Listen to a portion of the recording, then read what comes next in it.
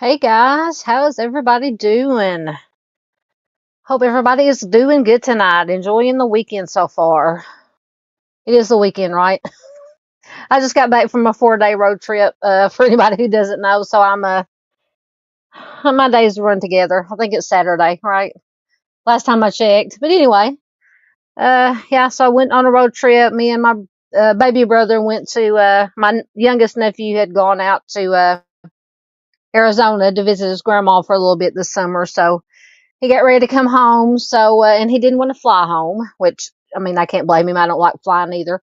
But anyway, so we drove, made the trip up there driving, but I enjoyed it. I'm not a good driver or rider, but I don't like being cooped up in the car for too long. But I did enjoy the scenery. I'd never been out west really. I'd flown to Vegas like a couple of times, but as far as driving out that way, just hadn't really done that.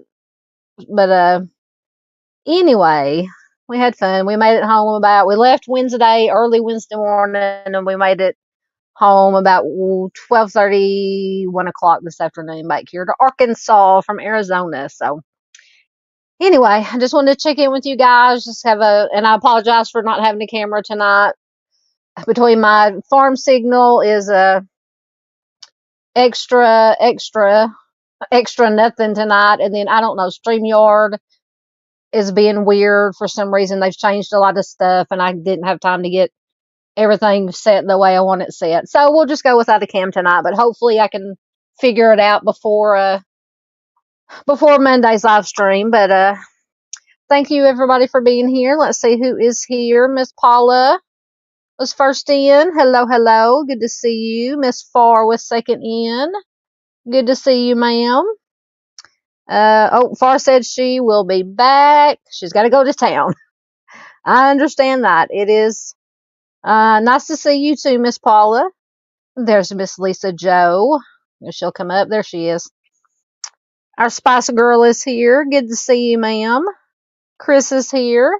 Good to see you, sir. Oh, I missed Miss Paula's live stream. Man, I'll be replay crew. Yep, I'll definitely be replay crew. Like I said, I was on the road basically for 4 days. But yes, I will definitely watch it. I'm excited to see anything that Miss Paula does. So please do check out Miss Paula. There's our doodle. Miss Doodle is here. Yes, look at all you beautiful humans. I apologize. My mind is mush right now. But it's good to see Miss Doodle as always. Yes. Hello, back to you. Thank you very much. There is Miss Paula's, let me make sure I'm reading everything right. Miss Paula's channel. Oh, Lisa Joe says, there she is. Oh, nope. Dadgummit. My fingers aren't working. Says I am so scattered lately. Honey, you're not the only one. I forgot I had a dog show today. Trimmed up Fever real quick and fumbled around the ring. She ended up winning open. Oh, best of, and then beat or winners. Excellent. So second place out of the tollers. I almost didn't even go. Well, congratulations to you in Fever. Yeah, I'm gonna have to get some of your doggy videos and show them on here one night, if you wouldn't mind. I know I keep saying that. I just haven't got around to doing it yet. Hey, Mustang. How are you, my friend? Good to see you. Absolutely. There's Arctic. Hello, buddy. I came through your way, coming back, or going and coming, up around the Van Buren, Fort Smith area. Good to see you here. Just want to get caught up. Make sure I get everybody in here.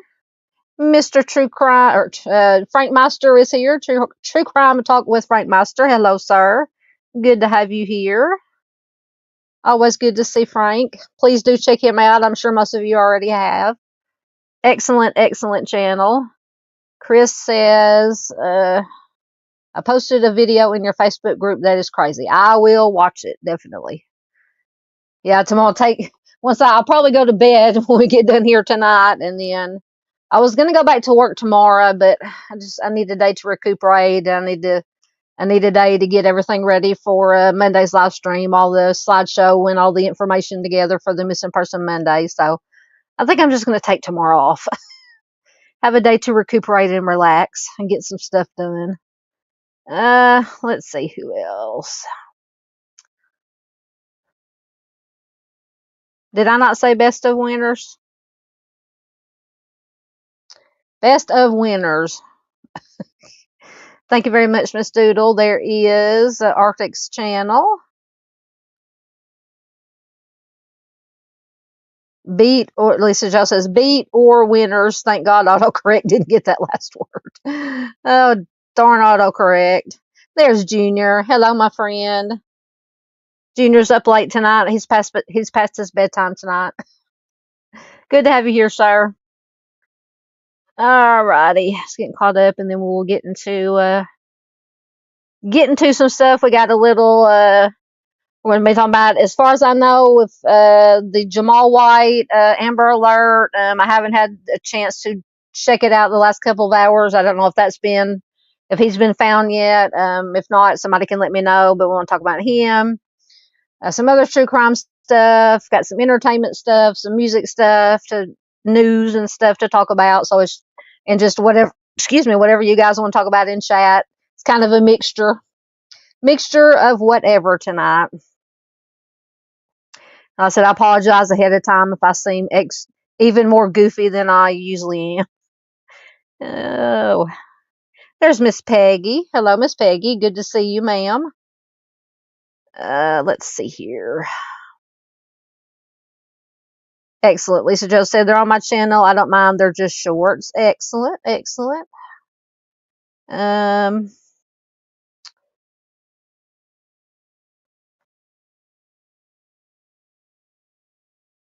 Chris says by crazy, he's talking about beyond normal crazy. Oh my goodness. Yeah, I'll definitely, when we get off here, I will definitely watch it. Oh, yeah. Arctic says you should have hit me up and we would have gone for coffee. Yep. Yeah, we passed through there, and I was like, oh, we can stop by and see Arctic. But my brother was like, we're going to get up there and get home. Wasn't really a sightseeing trip. But yeah, definitely next time, because I do, like I said, I do want to go back up that way to have a chance to stop and look at stuff and go to some of the national parks out through there and the national forests. But yep, if we have, whenever, next time we get up that way, I will definitely. Oh, he was located safe, little Jamal. Excellent, excellent, excellent. Good to hear that. Well, there's Miss Nancy Drew. Haven't seen you in a while, Ladybug. Good to see you. I hope you're doing well, feeling better. All right, I think I've got everybody in.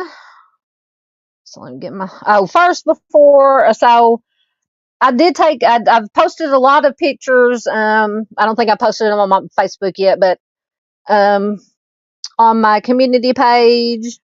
Oh, Miss Nancy Drew says, well, come on. There you are. Busy, definitely feeling better. Excellent. Yes, it is good to see you too. Absolutely. I've been posting some pictures that I've taken along the way and on the way home on my community tab. And then I posted about a 3-minute video for members. So check that out, members, if you haven't. And then I got like a little, about 1.5-minute clip I'm going to show here, just driving through the mountains up, going into Payson, Arizona. Because my nephew's grandma literally lives on top of the mountain, like at the very top. But it's just gorgeous up that way. So I'll play that right quick, and then we will get into whatever we're going to talk about.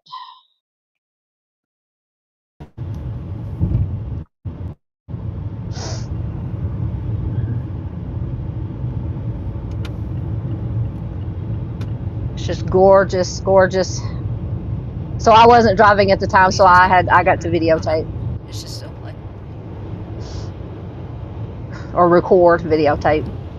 My age is showing.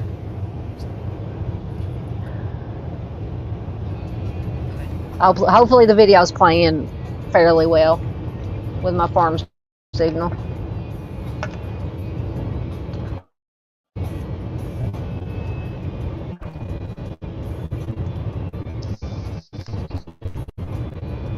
Yes, it is. Oh, come up. It is very beautiful up there. Absolutely. Yep. Sorry for the shaky, but I was just holding my camera. I didn't have it on my camera holder that's attached because it's on the driver's side, and my brother's had his phone on it. So I'm just holding the camera, so it's a little bit shaky. Yeah, I told him, I said, you got to drive up and down this mountain with these curves and hills, that I ain't doing that. My nerves couldn't take it.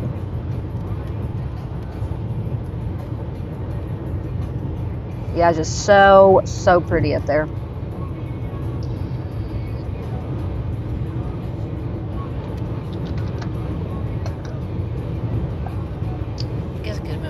Uh-oh. Mustang says we are starting to get storms. Uh-oh. And you're up in the north. Oh, I guess the video's done. You're up in the northeast, northwest. I can never remember. Yeah, we had like a rain shower, a little thunderstorm that came through earlier. But I haven't looked at the radar lately, so it might be coming our way. It'll probably get here by the time I'm trying to go to sleep. Yeah, Arctic says same in Fort Smith. So, maybe I should have given a warning. Why's my creeper not up there? Hold on. Everything is all cattywampus. There we go. Okay.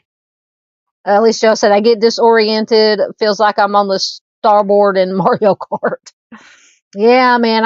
Which I did. Which I hate to drive. I hate to drive anywhere. The older I get, the more I don't like to drive. But yeah, I told him, I said, you're driving through all the whatever big cities we have to go through on the freeway. I said, I'll drive the long, boring stretches, give him a rest.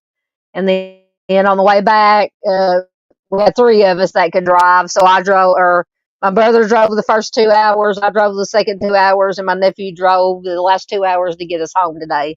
So it wasn't too bad driving today. Uh, Northwest. All right. Excellent. So had some storms this morning too. Yeah. Oh yeah, I know where Siloam Springs is. Yeah, I haven't been there in a while. We used to go to church camp in Siloam Springs when I was growing up. Oh, I do too, Junior. Junior says he sleeps well when it is raining. Absolutely, I do too. As long as there's no wind, because I don't like the wind, because I always think a tornado's coming because I'm a big chicken. Um, yeah, if it's just the rain and thunder and lightning, oh yeah, I can sleep so good. And I can't remember where it was. New Life Ranch. I can't remember where it was. This has been like 30, 40 years ago now or so. Um, it was at some big, it might have been because it was at like some big wide open area. But I don't know. It had like dorms. We stayed in like dorms, like college dorms. I remember that part. And then there's just big open fields and like baseball fields and stuff where we went out and played games and stuff like that. I'll have to ask. My mom will remember, I'm sure, because she used to be one of the chaperones that went with us. Um, Mustang says, "Sorry, everything's working between my fingers and everything working. So it's probably the same. That camp is still here. That might be what it was. Yeah, like I said, I'll ask my mom. She remembers everything. I can't remember anything. All right. Okay. So that was the video. So we'll get into. I'll get my slideshow up. See, okay, so thank goodness little Jamal has been found. So he was the one the story was he had been taken by gunpoint, I think, or pew pew point by four masked men or something of that nature. But thank God he has been found. Yeah, Mustang says may have had a different name back then. Yeah, entirely possible. Entirely possible. All right, so thank goodness we got a good news. Little Jamal has been found. Yes, absolutely. Thank goodness. All right. So I haven't been keeping up. Let me get this article going. A whole lot with the Kohburger thing, but I just came across this article from apparently somebody's is writing a book or has written a book and doing a documentary or something. Supposedly see what it says. It says Bryan Kohburger believed he committed, quote, the perfect homicides until one key mistake shattered his plot, according to whoever this is. I know it's in the article. But once again, it might take it a second to load. Yes, Chris says, I'm glad that closure has come. Absolutely. Absolutely. Yeah, but somebody, I can't remember, I was looking when I got home, I was looking through my my YouTube feed, and somebody had posted something about, when he took the plea deal. I was like, well, these basically these creators out here are just doing, making money off of this, and might not have might not have anything to make the money off of now. Boo hoo.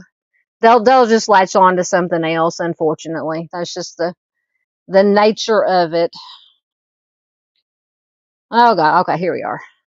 So this article is from foxnews.com, and it is and by the way, as always, the link to all the sources, all the articles I use are in the description box. So feel free to read them for yourself or share them out or whatever the case may be. But this was from today, actually.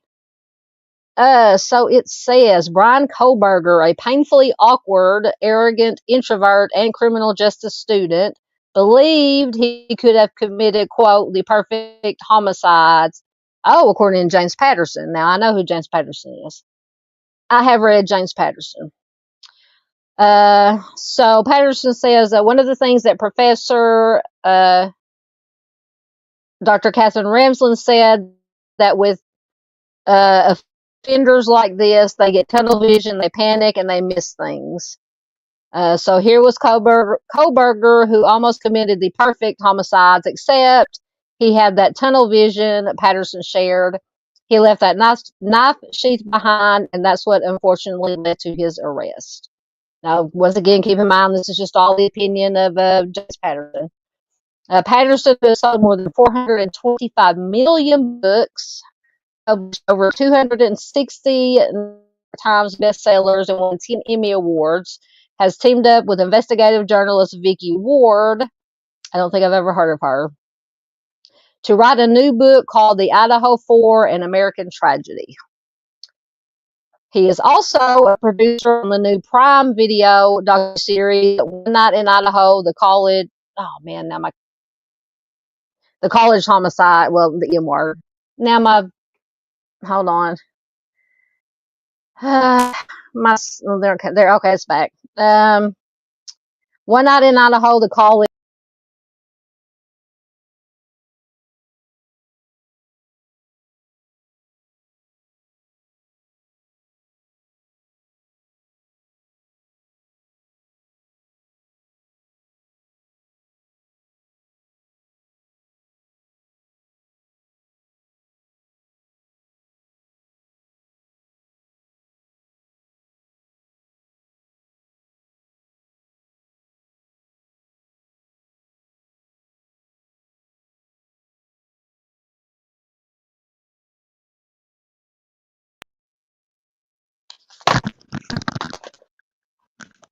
Am I back? Can you hear me?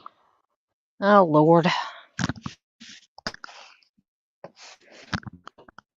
All right, I'm back. I think. Yes, Dandy. Oh, hey, Dandy. Hold on, I dropped my baby. Oh my God, I can't see anything. Where'd it go? Oh Lord, hold on. Train wreck, Doodle. We're having a train wreck and a dumpster fire all at one time. Where did the dead blame thing go? Hold on. 1 second. 1 second. I just dropped my phone. Oh, good Lord, people. Sorry.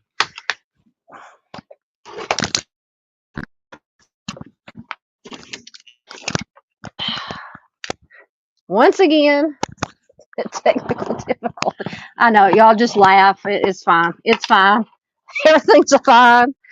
I just don't know where my vape went. All right. Anyway. Okay.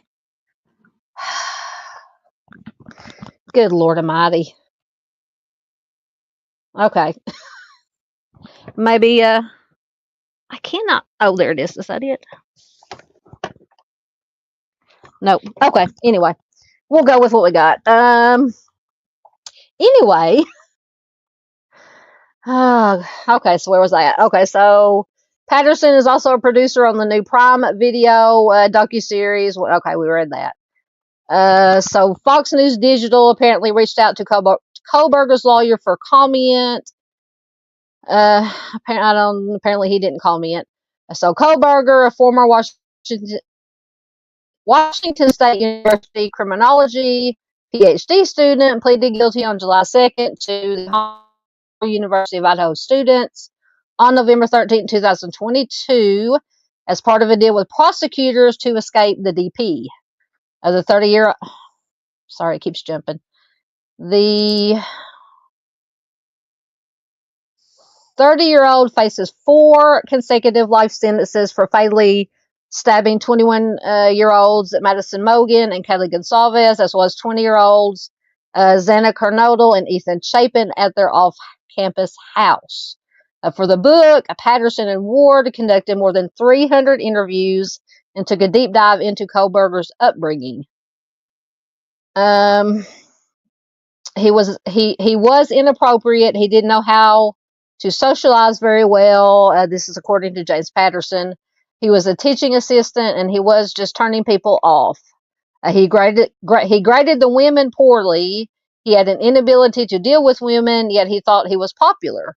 It was a thought of, why aren't these people, especially these women loving him? Because he found himself very worthy. Well, most narcissists do, just my opinion. And in this documentary, most of this comes out. According to the book and docuseries, Kohburger may have been inspired by one other offender, Elliot Rodger. Now, that's not a name I'm familiar with. I'm going to have to look that up. The 22-year-old was obsessed with exacting, quote, retribution after experiencing what he claimed was a lifetime of social and sexual isolation, kind of like maybe with the incel thing. So in 2014, Rodger took the lives of 6 people in a stabbing and firearm spree in Isla Vista, California, before taking his own life. No one knows that, like Rodger, Bryan is a virgin who hates women, the book claimed. No one knows that Bryan copes with loneliness by immersing himself in video games. Like Rodger, he goes for night drives. Like Rodger, he visits the firearm range. And like Rodger, he goes to a local bar and tries to pick up women. Elliot Rodger wrote that he kept trying to place himself in settings where he could pick up women, but no one noticed him. Bryan must think that surely he'll be noticed. Women must spot his good looks, his intelligence, and they must want him, but they don't. Patterson pointed out that at the Seven Sirens Brewing Company in Bethlehem, Pennsylvania, Kohburger would push his way into unwanted conversations with female bartenders and patrons. He went as far as asking for their addresses. Not creepy at all. Some women, according to the book, started complaining to the brewery's owner about, quote, the creepy guy with the bulging eyes. What about the bulging eyebrows? Kohburger was adamant that women would notice him, but Patterson noted that to many he was simply, quote, off-putting. He made people uncomfortable, said Patterson. The bartenders and owners remembered him as being this weird duck who would sit at a bar and just weird everybody out and talk inappropriately. He had a lot of trouble socializing. According to the book, Kohburger felt that by going to Moscow, Idaho, across the state border, he could find a girl willing to date him. He read about a place online called the Mad Greek where they sell vegan pizza. He's vegan. When he walked inside, he noticed a blonde waitress, which was Maddie. It's been speculated by sources who spoke to Patterson that Maddie rejected Kohburger. The book pointed out an eerie similarity. Elliot Rodger wrote of reuniting with a childhood friend named Maddie in the months before the day of retribution. Sorry. She was a popular, spoiled USC girl who partied with her hot, popular, blonde-haired clique of friends, Rodger wrote, as quoted by the book. My hatred for them all grew from each picture I saw of her profile. They were the kind of beautiful, popular people who lived pleasurable lives and would look down on me as inferior scum, never accepting me as one of them. They were my enemies. They represented... Hold on, it jumped again. They represented everything that was wrong with this world. Wow. This guy's a nut job. Just my opinion. When asked if we'll ever know Kohburger's true motives for committing the homicides, Patterson replied, "Oh, I think we already do know." He says, "I think he had decided that Maddie, you could see it when you went by the house. You could see her room. Her name was up in the window of her room. And there has been speculation almost from the beginning that she was possibly the target. We think it seems like he went there to deal with her. It seems fairly obvious. Will we know more? I don't know.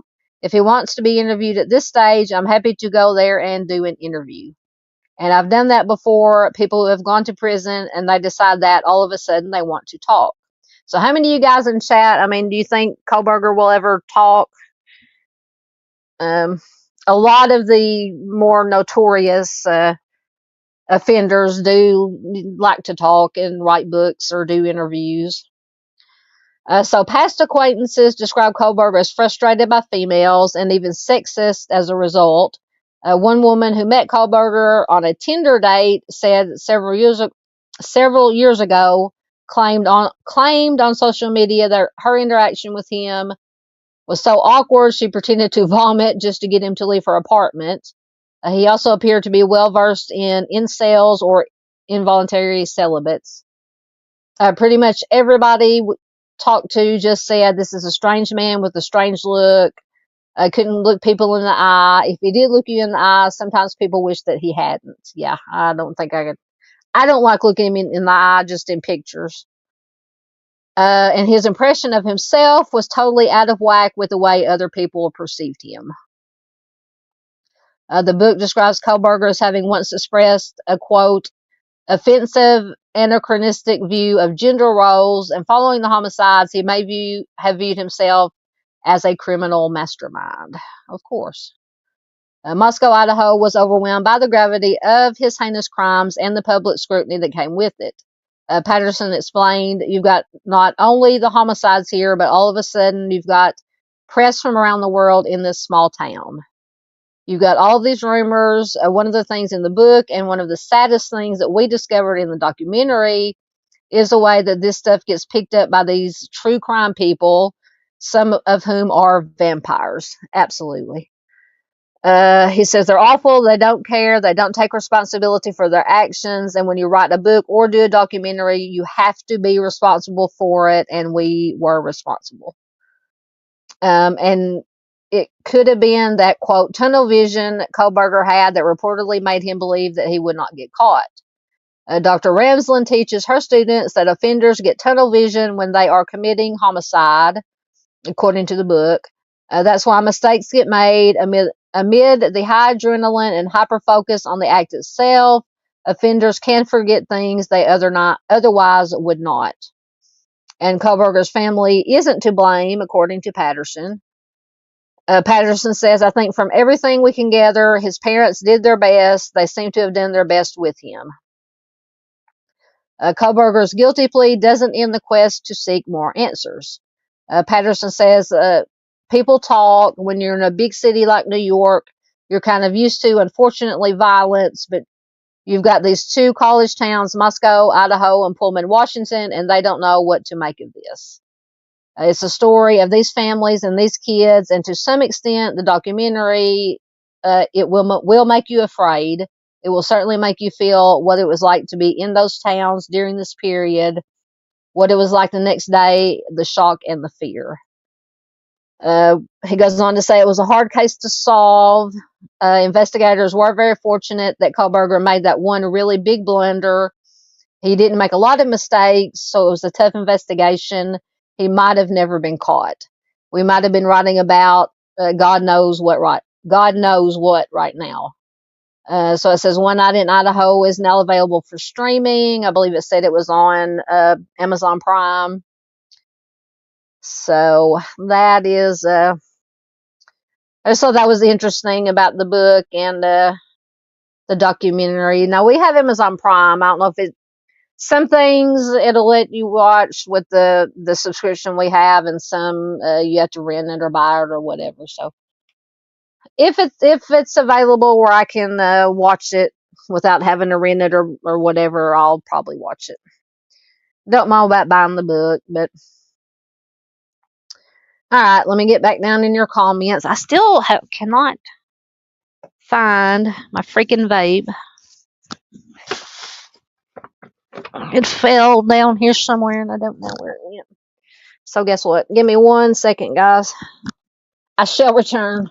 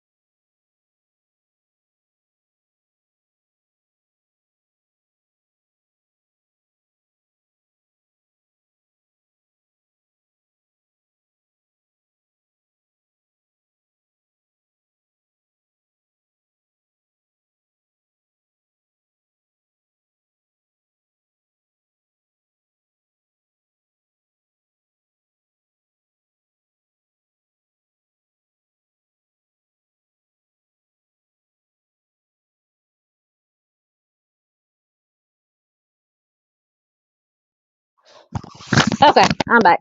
Can you hear me? Can you hear me now? Anyway, let me get caught up in your comments. Okay, so there's where I was at.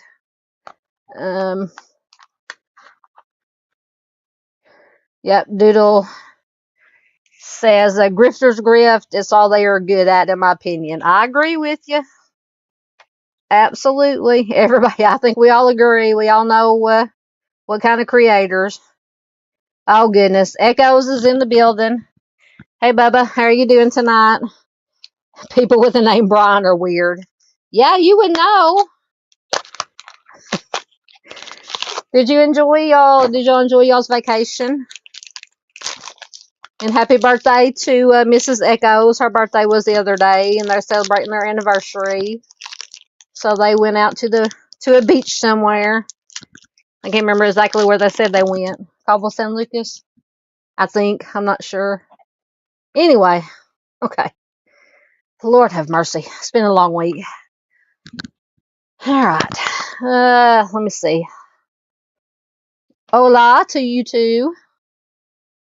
Oh, goodness. No, I don't want to. Now HP is trying to get me to buy something. Yep, there's your buddy. Be on your best behavior, Bryan. Echoes. Oh, you're on the airplane. Okay, so I may lose you in a minute. We're taxiing in LAX. Got to jump on the Wi-Fi. Let me know if my sister said anything mean about me. They'll never tell. They like me better than you. Anyway. Mustang says she got in trouble I got in trouble when I was young. Yes. Welcome, Dandy, if she's still here. Yes, my cow patty signal again. Welcome, Miss Dandy. Good to have you here. Good to have you here. Yes, I'm back. I was having technical difficulties. Well, I dropped the one vape I had. I have no idea where it bounced. Anyway, I have a backup. It's fine. I just had to go grab it. I know I should quit, but days like these, I got to have something because I don't drink or do anything else. So Mustang said, "What happened?" I was having technical difficulties as usual. Yes, I definitely need to know. Well, dadgummit, come on. Hopefully, I'm not fixing to lose me again. Echo says she needs to move out of the sticks. No, I like living out here away from people. I don't like people anymore. Yeah. Miss Doodle says she's gonna make me a sound for my fire. Yes, I was having one of my dumpster fires and one of your train wrecks all at the same time. Yes, one of those days. It's been a week. I think I'm gonna sleep all day tomorrow. Oh goodness. Doodle says, "Are you talking about Kohburger?" Says, "Oh boy, it's probably good. I never met him." Or are you talking about somebody else? Okay. Artist said Elliot Rogers was an incel. That's just a name I'd never come across before. And Doodle said Elliot Rogers, he hated everyone that was happy. Yeah. Yes, please hit the like button. It does help the algorithm. Yep, he sure did. Doodle says, yeah, anyone else notice he shaved those brows for his guilty plea? Yep, he did. He most certainly did. Chris says Kohburger had a professor who studied another known. Studied BTK. Yep. So yeah, Mustang. I'd ask who thought that Kohburger would be giving, all out giving interviews to anybody and everybody. Yeah, Mustang says yes. He probably won't shut up if given the chance. I agree. Yep, I agree with Andy. So in their law now, though, that they can't make any money. I mean, they can do interviews, but then I think there's the law that says supposedly they can't make any money off of it. But now I don't know if that's in all states or how that works. But Dandy says I don't think he should be able to talk to anyone about anything. I agree. BK needs to be silenced, in my opinion. No fame for him. Absolutely. Yep. I don't think they should be allowed to give any interviews once they've been convicted or pled guilty or whatever the case may be. You just stick them wherever you're going to stick them, and just let them rot. That's just my opinion. Just my opinion. Uh, yep. Dandy says, shoot, sorry. It's no one's fault but BK's who attacks the families. But we know. We know. Can y'all hear? Oh, Paula said earlier that she couldn't hear.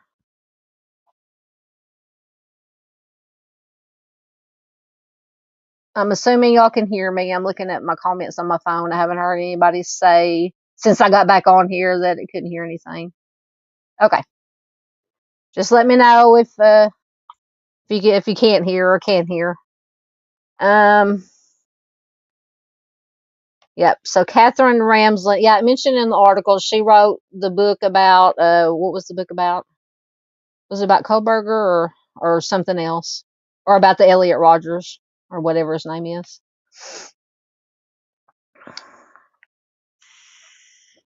You talk about me? Who you talk about? uh, no, I can never get my stuff together. It's hard watching from 32,000 feet. Sorry.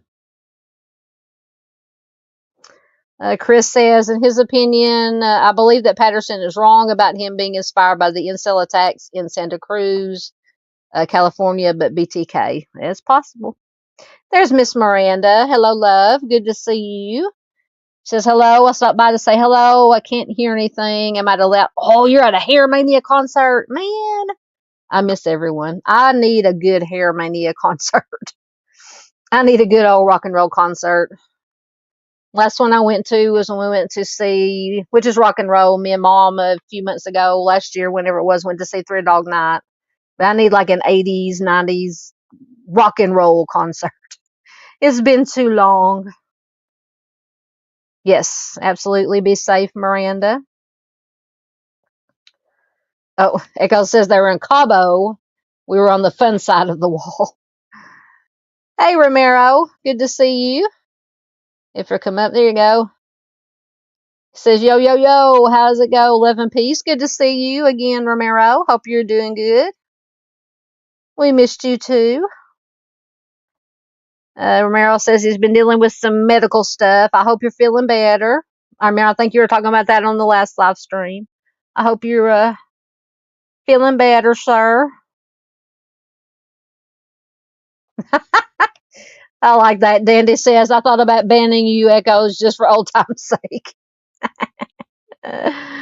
Oh, Romero he says they like big sticks, small sticks. Yes, I live in the sticks. Yes, now it is a fire. It is a train on fire, a fire train wreck. Oh, I love that song. Well, come up, come on. Nothing's working. Morale says it's Saturday night. Everybody Wayne Chung tonight. Oh, haven't heard that song in forever. Man, I've been wanting to. Do you know? Is it streaming anywhere? Romero says also, in case anyone has been waiting for the movie Sinners, is not streaming on HBO Max. See, I don't have HBO Max. You're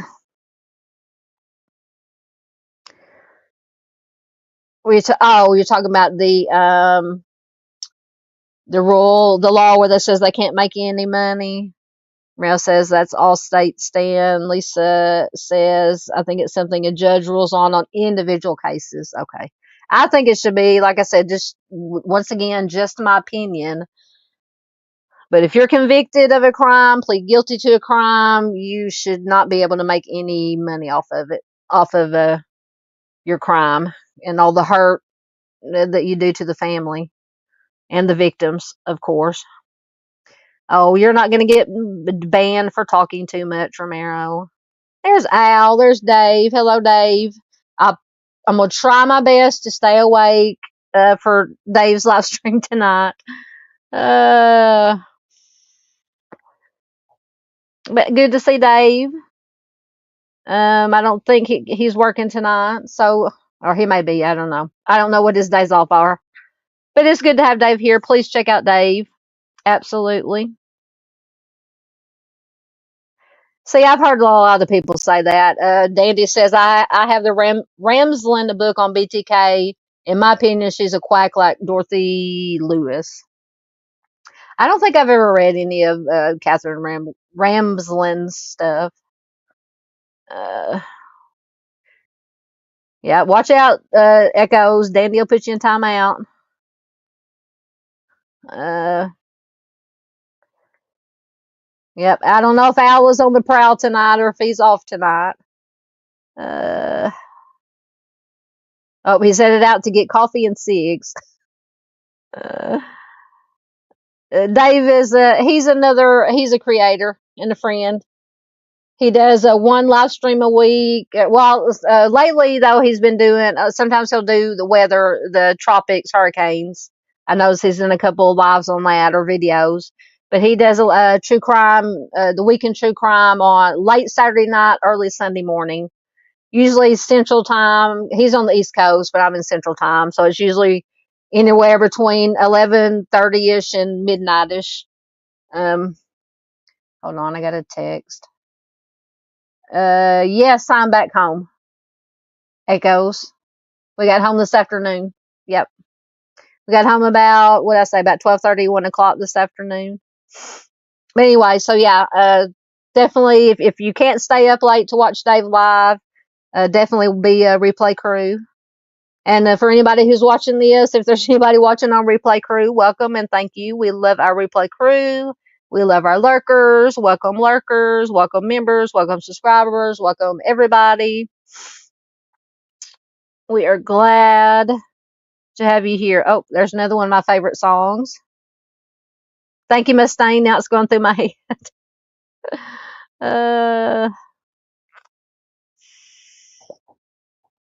I don't think I've ever been to Colorado. Romero's talking about Colorado. I believe that's where Dandy is in Colorado. Oh, Dandy says she went to a bluegrass festival not too long ago.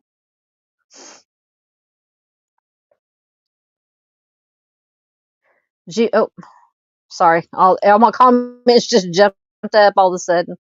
Hold on, let me get back. Oh my goodness.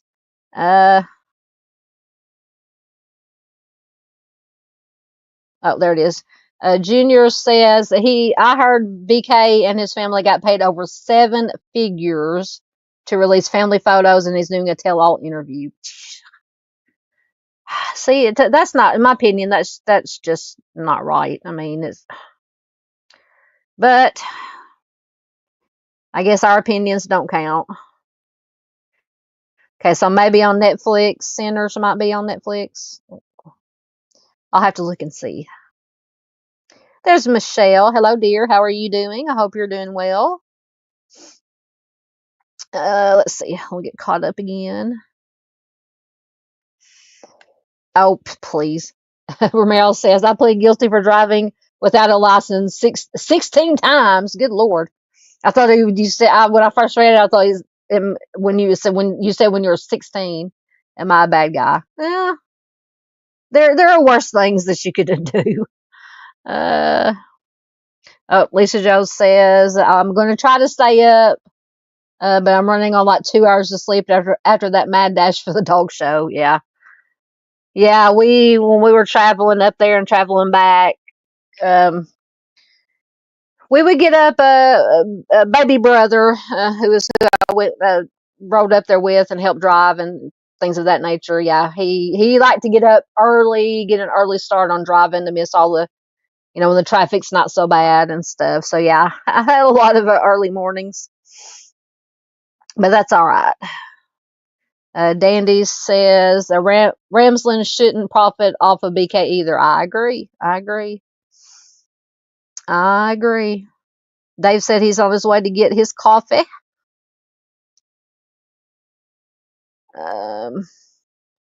Thank you, sir. You are awesome as well. Please do check out Dave. Oh, Miss Miranda. has been a member for 14 months. Love you all. We love you too, Miranda. So we get to put a cow in the pasture. Let me find the cow. The cow has escaped. She's loose. There she is.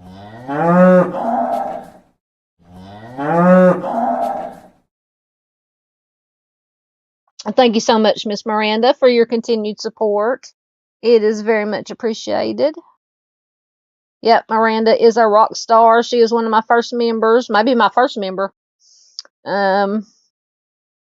So Romero says he's not allowed to drive anymore, so it actually helped me get off early. Oh my goodness, I didn't know you got pew-pewed. Oh my goodness. Thoughts, prayers, and good vibes to you.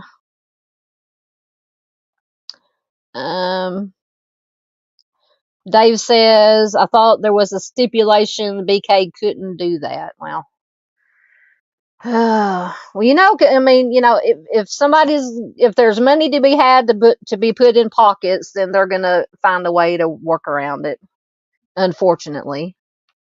And Mr. Junior has been a member for 9 months. Thank you so much, sir. So we'll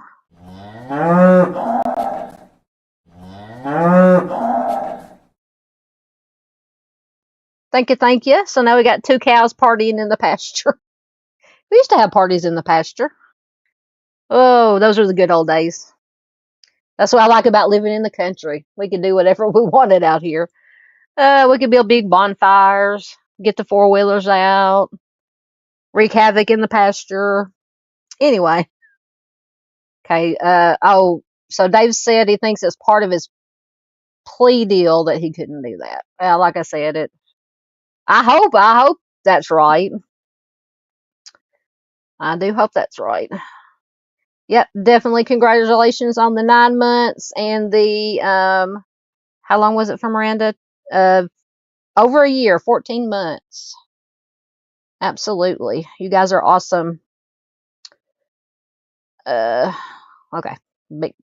Get back down to where I was. Oh, Rael says I'm in Wisconsin, so cheese and cows are golden. Let's see. Yep, there you go. There is. Thank you, Miss Doodle. There is the link to Dave's channel. And I'm assuming he will be doing it Saturday night. He will be doing a live stream at some point tonight. Oh, I'm so sorry. Miss Lisa Joe says, my kitty passed away early Monday and I just haven't been sleeping well since. Oh, God, I can understand. Yes, our fur babies are like our family. Absolutely. I'm so sorry. Thoughts, prayers, and good vibes to you. Yeah, I hate to hear that. Doodle says, steak and cheese. Now we're talking. Oh, goodness. You rule breakers? No. Miss Peggy says, I drove for 4 years without a license. In all my years, because I got let's see, when did I get my license? I was 16, 17. Of course, I've only gotten like 2 tickets in my life. It's my very first car. I hadn't got insurance or tags on it yet, and I was trying to sneak in the back way going to work. I worked at a private daycare at the time. It was the summer after I graduated high school. And of course, the popo was on the back roads, and I got a ticket for no insurance and no tags. But I got the insurance and the tags before my court date, so I think the judge either cut the fine in half or just dropped it completely. Because when the officer that pulled me over said, usually sometimes if you get your tags and or your insurance and your tags before your court date, sometimes depending on what judge, they'll either drop it or cut the fine in half. But anyway, so that's the only tickets I've ever had. Now, when in my 20s and 30s, I got pulled over a lot for speeding, but I never got a ticket. So, but at the time I was working at the local pizza place in the town over where all the cops hung out, so they know who I was. So I think that helped a little bit. Anyway. Oh, Miss Lisa Joe says he was diagnosed with feline leukemia in 2019. So he really had a good run. Absolutely. Absolutely. Um, oh, Echo says, cheese is one of the good things about Wisconsin. That and New Glarus beer. I've never heard of that kind, but I'm not a beer drinker, so. Um, so what? Something or somebody sounds a bit gassy, according to Doodle.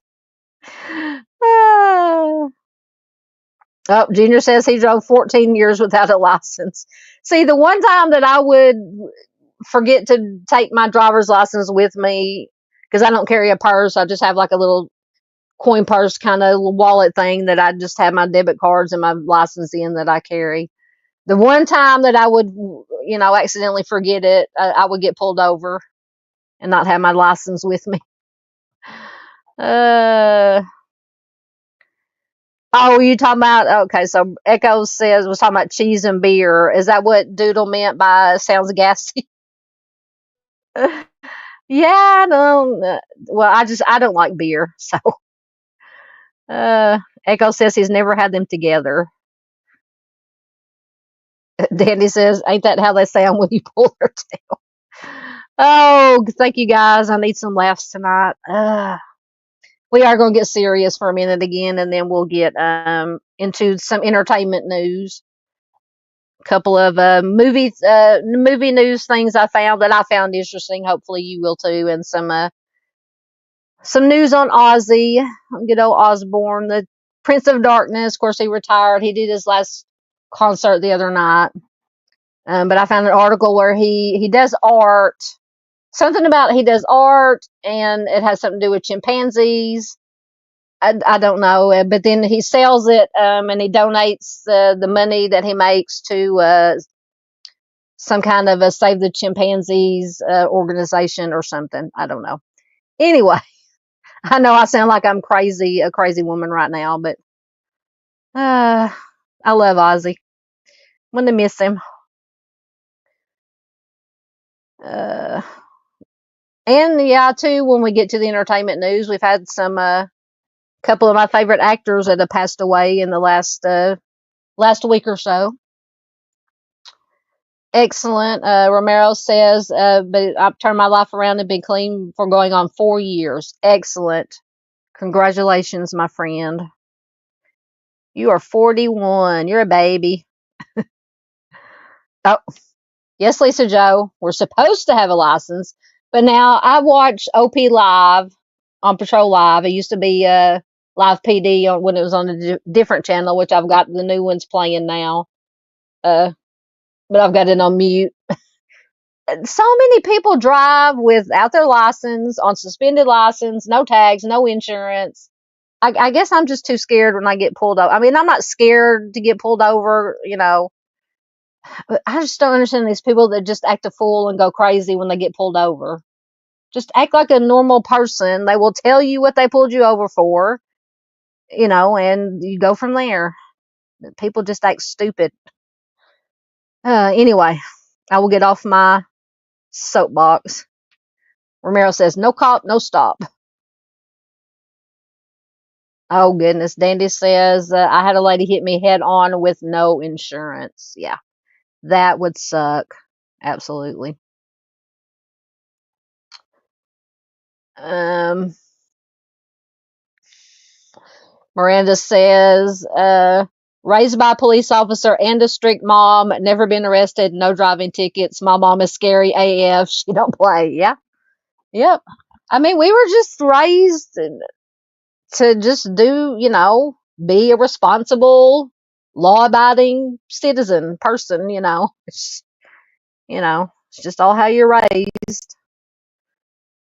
If you pay attention, now, sometimes parents, try to teach their children right and they don't, it doesn't take, but, I think with all three of us, it took, so.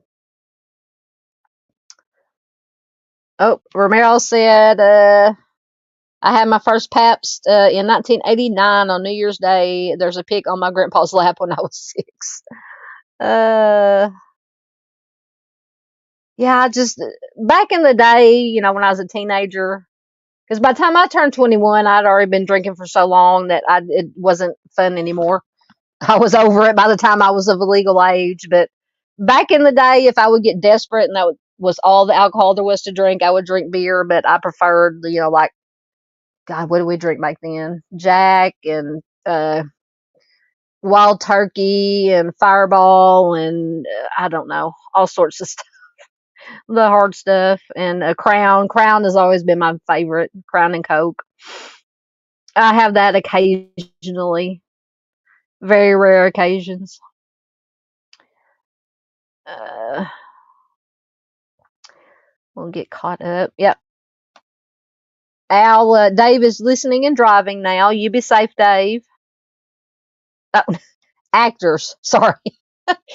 Then it says, did you say hackers or actors? Actors, actors. Two of my favorite actors have passed away. So there's going to be, they always say they go in threes. So there's going to be, I'm afraid there's going to be another one.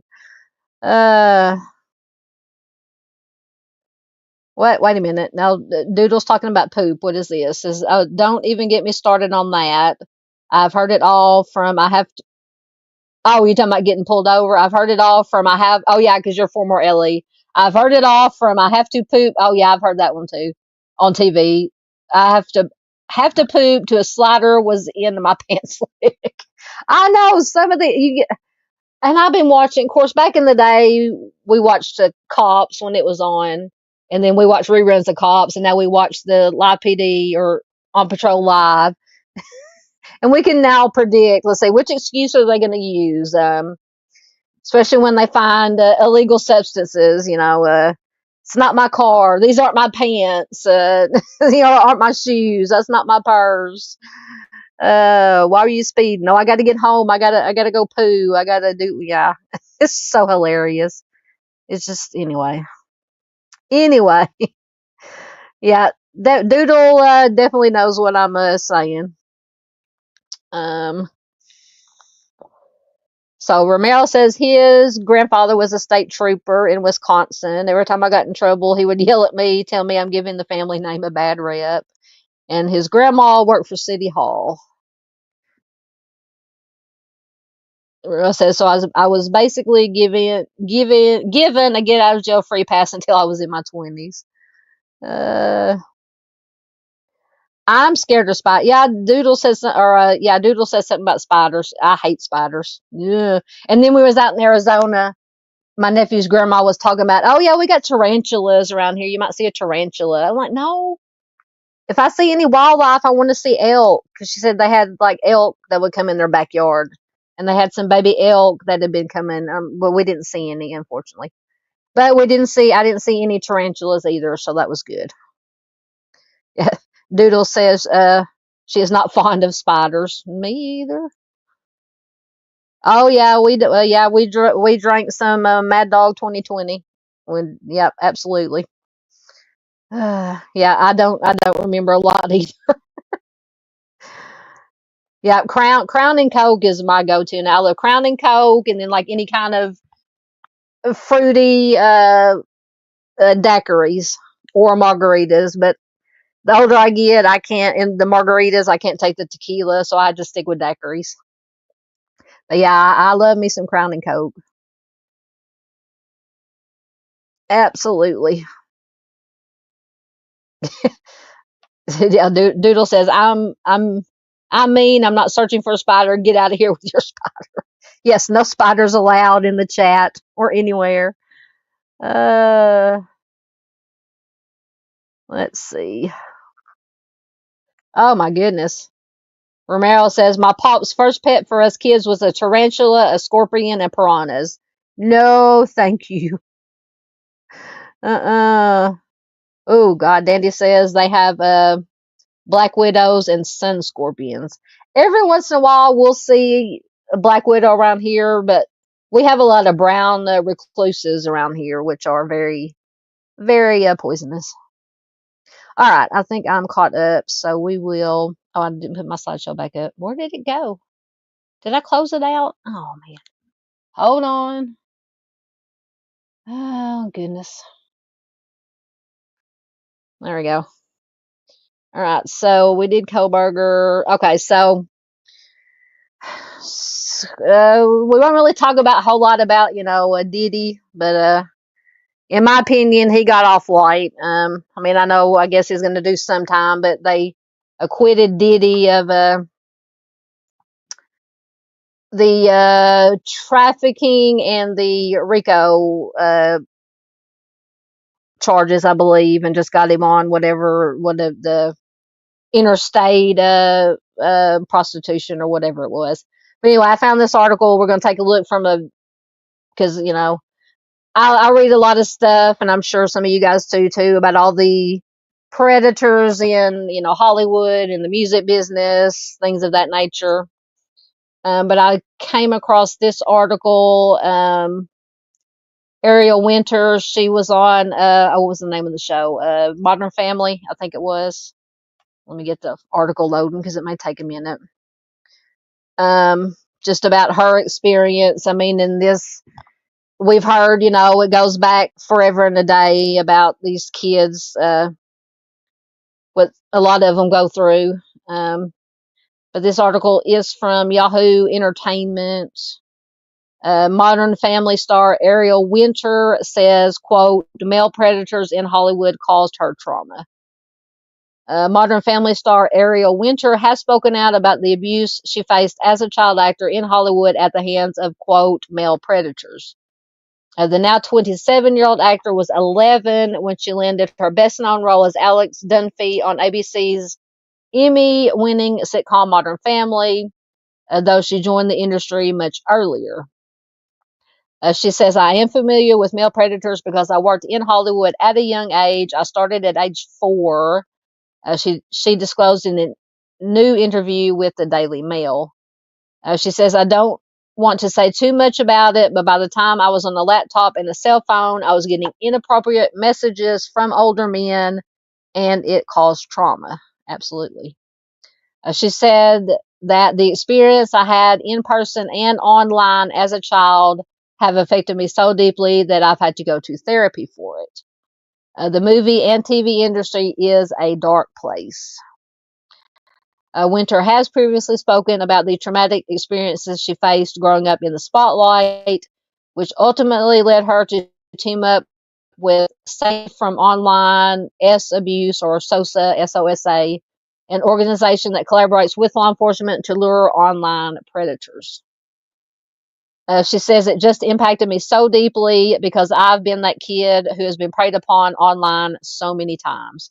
And that is just scary, even take Hollywood and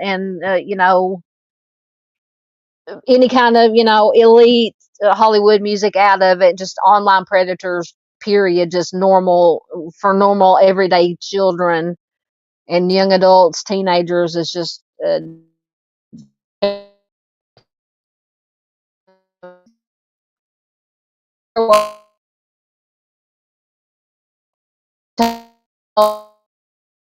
For some reason, the pages decide to reload right in the middle of when I'm trying to read them.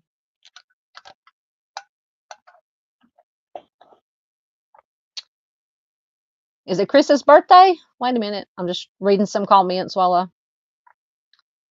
Oh, come on. Is it Chris's birthday? If it is, happy birthday, Chris. Oh, come on. This article is... Hold on. I'm waiting for the article. I'll get caught up in some of y'all's comments while it's loading. Back. Loading again, if it will.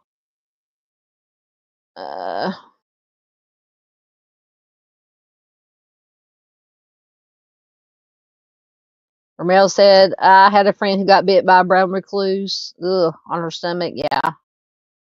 Yeah, brown recluses are nothing to play with. Yep, you're correct. Doodle says, Diddy's situation is exactly why victims will not come forward. I know. Because in my opinion, they had all that proof. They had the video. They had, was it Cassie, was the video? I can't remember what her last name is now. and all these other ones that testified. I mean, like I said, I didn't listen, I've just read a little bit about it, but yeah, I agree with you.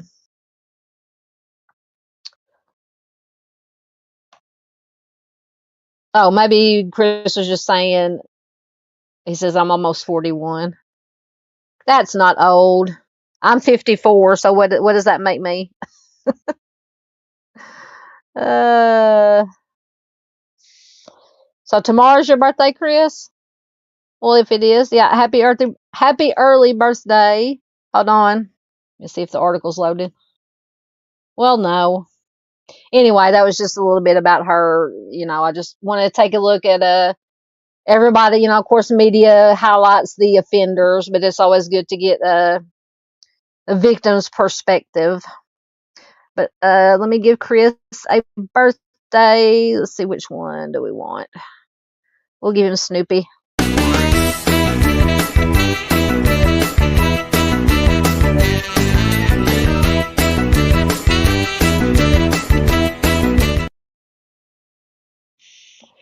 There's Chris, a birthday dance. Happy early birthday, Chris. Um, yep, absolutely. Happy birthday.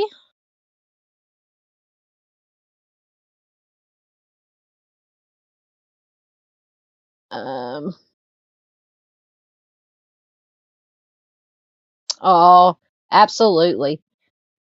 Doodlebug says, I won't be on there either. I will be off social media for a few days. I'm going to make memories with my grandson. Absolutely. I try to stay off social media, but the only social media I get on is so now I'm out of Facebook jail now, I guess, as of yesterday, because I was able to it would not, just like last time, it would not let me post links. I could share stuff and just do like text, but I was trying to share links to some of the videos that I'd uploaded on YouTube, share them on Facebook, and for some reason I was in Facebook jail again. So I don't know. I think it was on Tuesday or Wednesday. I got whatever ungodly thing I posted. God forbid I post, about a missing person, you get put in Facebook jail. But anyway, I'm out. But yeah, the only social media I get on is every once in a while I might get on my personal Facebook account, and then of course I post my true crime stuff on my Southern Gal account, and of course I'm always on YouTube watching all kinds of weird stuff. Every once in a great while I might go to TikTok for like 2 seconds, and I'm like, okay, that's enough of that shit. Pardon my language, but anyway. Absolutely. Romero says there's nothing better than family. Some people live their entire lives online for money. You are correct. Um, yep. Yep. Doodle says I cannot expect him to put down the device if I don't. Yep.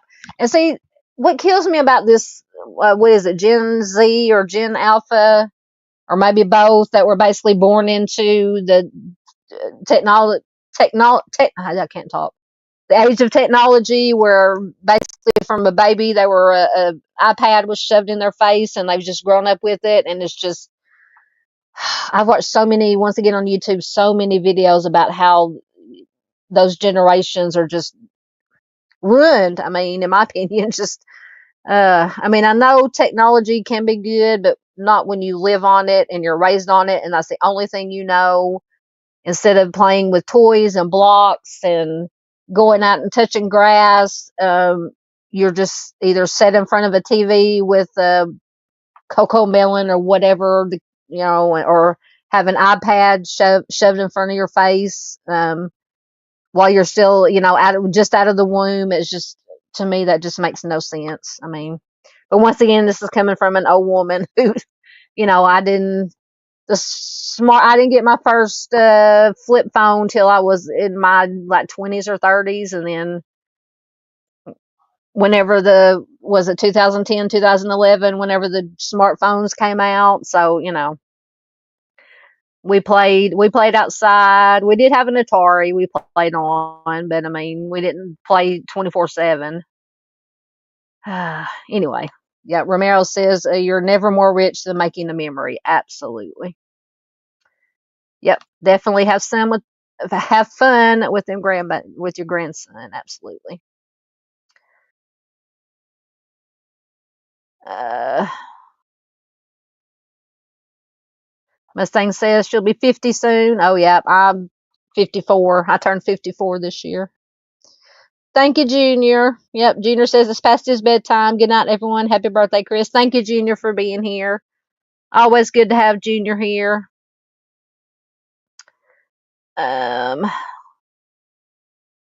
see if that article ever. Nope, it never reloaded. Let me get the next one. See if it'll load. Let's see what it is about. Okay, so we'll talk if it'll load. Hopefully, it'll load a little bit about the Texas floods. Came across this article because Camp Mystic was the one where a lot of, unfortunately, the campers and the counselors, unfortunately, lost their lives. Then I think after this, we'll get into a little bit lighter, some of the entertainment stuff. Forever, whoever's sticking around. I know it's kind of everything's kind of cattywampus tonight, but anyway.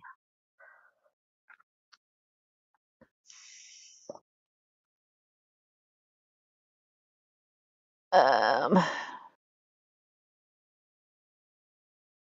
Real says they're banned from literally all social media.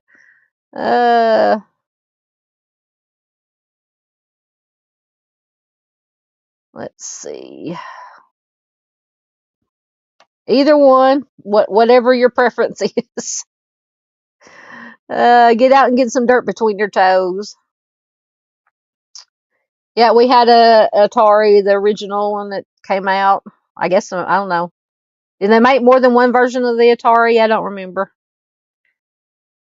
Oh, that is awesome. Doodle says we're going camping with no service, going fishing, and just enjoying what God gave us together and nature. That sounds fantastic. Yeah, Dandy says there are a few fires not far away, and the sun is setting. Smoke skies suck, but they're beautiful. Yeah, there was when we were up in Arizona. They have some fires up there, and like I said, literally, and then we were out on the deck, and just you see the smoke and the haze from the fires that they were having out that way. I mean, they were like miles away from where we were at, but I mean, you could just still see all the haze and the smoke. We couldn't even see the moon last night or night before last. Uh, yes, I love to play ping pong or pong on the Atari. I love to play Pac-Man. What else? Echoes is still here. What else do we play?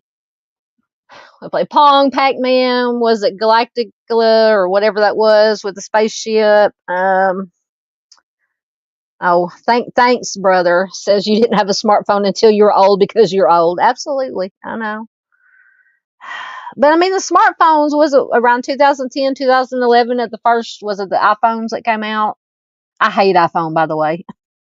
I always had an Android, but yeah, I didn't get my first smartphone until a few years after they came out. Yeah, Dandy says I'm staying home safe. Where my biggest flood worry is the toilet. Oh wait, did I miss JP? Hold on, there he is. Hey JP, how are you doing, my friend? Good to see you. Glad you are here. Um, Doodle says I have my short scheduled while I'm gone, but I won't be online. Absolutely, yeah. I tried to. I think I had about every other day. I pre-recorded some videos before we left to go out west to upload at a certain time, so you guys would have something to watch. So please, if you haven't, please watch them. There, I've got some current missing, cold case missing, an unsolved. I think I have two cold case missings. So please do watch them, share them, like them, comment on them, anything to help the algorithm push it out so more people will get that very important information.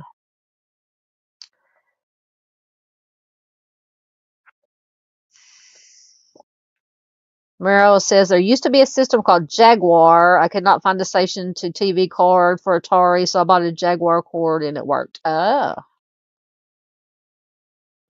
Thank you very much, Miss Doodle. There is JP's music channel. Oh, hold on. Everything keeps jumping. Where's that? Uh, Night Driver. That's another one. Yep. Hello, hello, hello. Back to you, friend.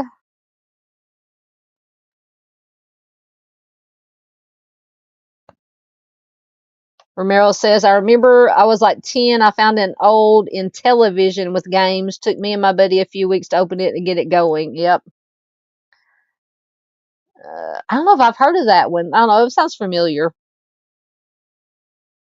Oh, good Lord. JP says, just listening. AC is my best friend today. It is 102. Yeah, I don't know what it got up to. It was, of course, up in out west, you don't have the humidity like you do down here in the south, but it was still hot during the day. But now, when the night, when the sun started going down and it cooled down, it was like in the 70s, no humidity. We would sit out on the deck. Oh my God, it was so nice, so nice. Um, Oh Lord, Daddy says it is going to be 103 where she is tomorrow. That should be illegal. I agree. JP says he stepped out for 5 minutes and melted. Absolutely. Uh, yep. He's a snowman. He's an alien snowman. All right. So let me see if this ever. Okay. So, all right. Back to business for a minute. It finally loaded. So this is from CNN.com and it is from July 11th. So what, yesterday?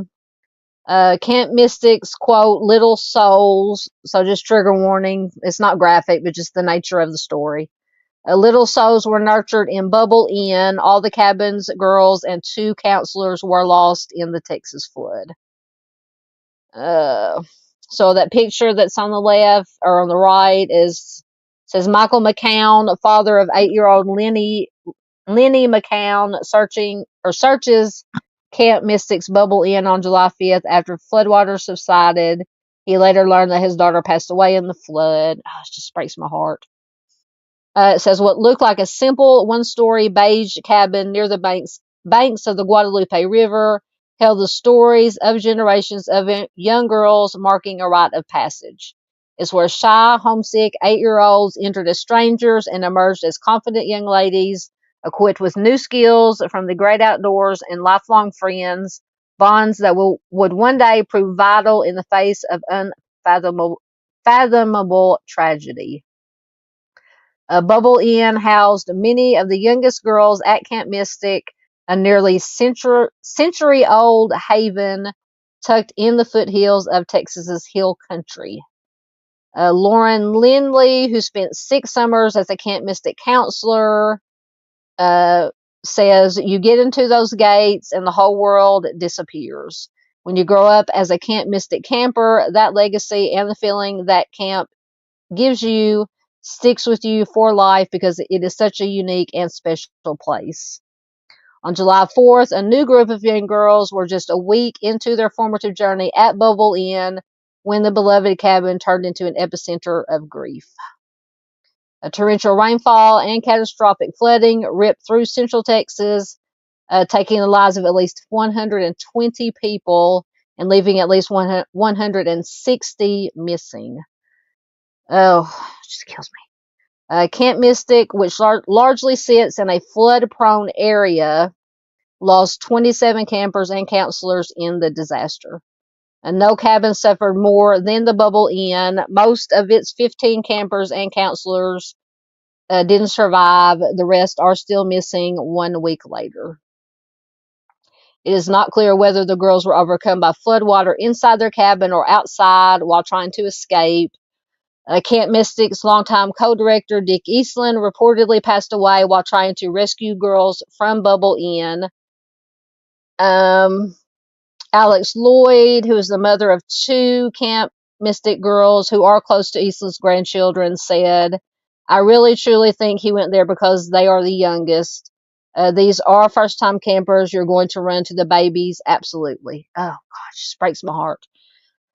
For decades, Bubble Inn welcomed young girls from across the country and even overseas. Some of those girls later became mothers and sent their own daughters to Bubble Inn.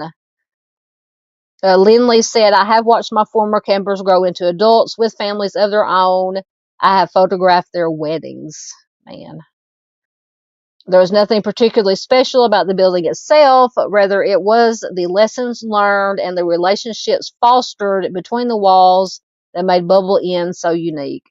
And that kind of ties back into what I was talking about some of these younger generations. And granted, it's not entirely their fault. I mean, their parents or whoever did, a lot of them, not all, some of them, a lot of them shoved technology in their face from the womb, and they didn't know to go out and have face-to-face conversations and go out and have fun with their, friends.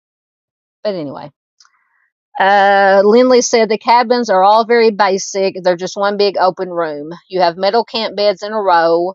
The girls would all pack a trunk and bring their trunk, and then at the back of every cabin is a community bathroom with two to three showers, 2 to 3 bathroom stalls, and 2 to 3 sinks, depending on the size of the cabin. Realizing Bubble Inn housed some of the youngest children, the directors of Camp Mystic, Eastland, and his wife had a plan to help any girls who were particularly homesick.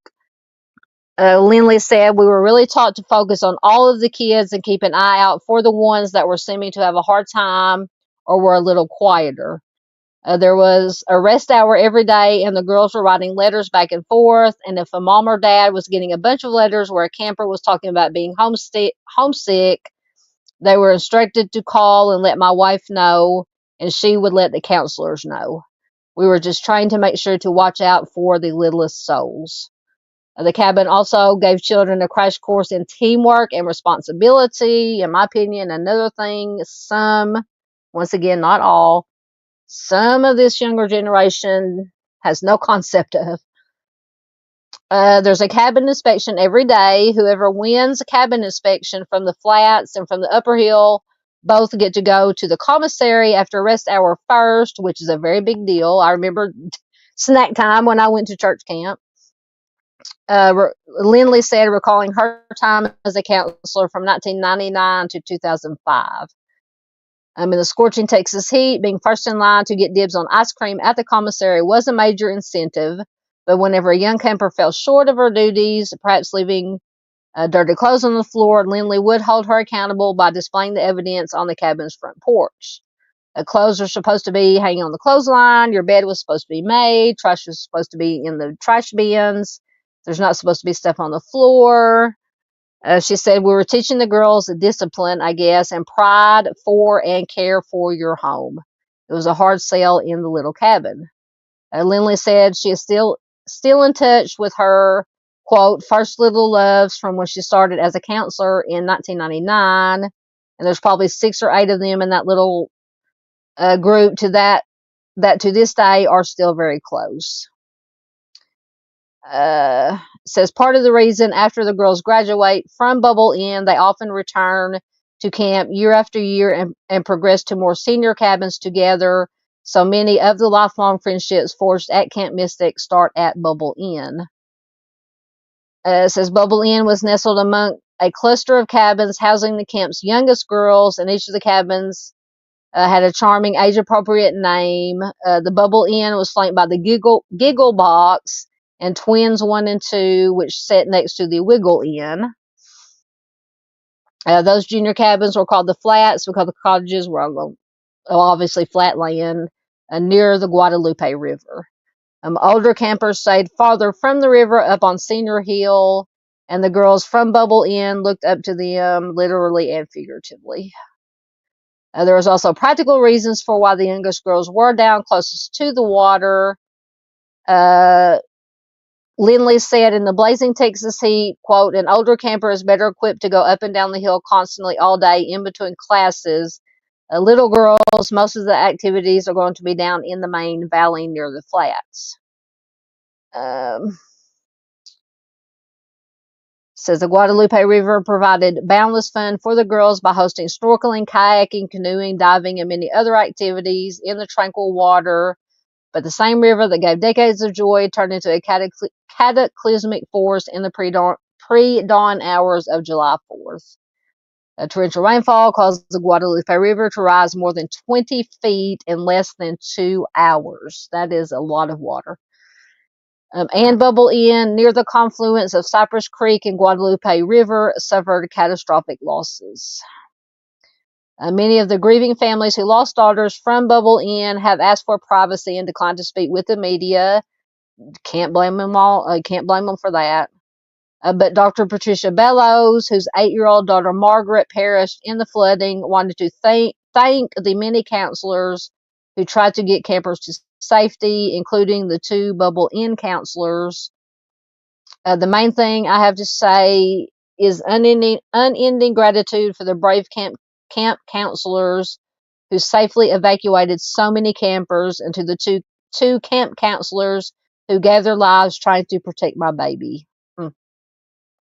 One of the Bubble Inn counselors, Chloe Childress, passed away in the flood. The other, Catherine Ferruzzo, remains missing. Virginia Wynn Naylor, an 8-year-old Bubble Inn camper, also perished in the flood. Her family channeled their grief into action by launching a foundation in her memory. The More Like Wynn Fund was established to honor the legacy of Wynn Naylor by inspiring limitless passion for adventure. This is according to her father, Cole, in an email to CNN. The foundation, quote, will support Wynn's local education system, youth wildlife conservation efforts, and select Christian ministries. Replace grief with hope, replace stress with servitude, replace tears of despair with joyful recollection.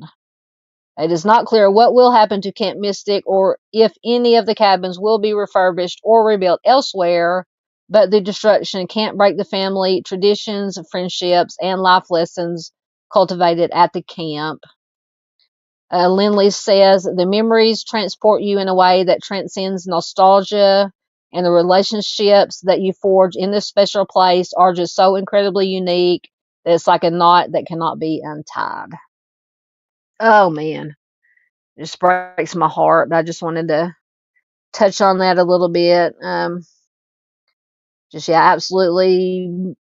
Thoughts, prayers, good vibes still going out to not just Texas, but anybody and everybody, because I know what is some other states lately have been ravaged with flooding around the East Coast and in Virginia, and I think what North Carolina or South Carolina or around the Appalachians. Bad stuff. All right, let me get back down into your comments where I left off. Oh, there we go. Excuse me. Let me get a drink after reading all that. Uh,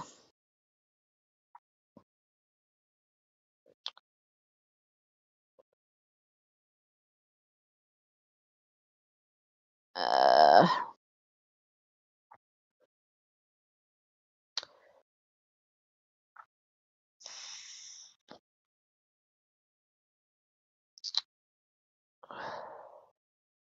Meryl says there are still more storm warnings. Says there have been many disputes over land and mineral rights, waterways, and flood navigation. Yeah. And I've heard some people blame it on what is it called, the cloud seeding, things of that nature.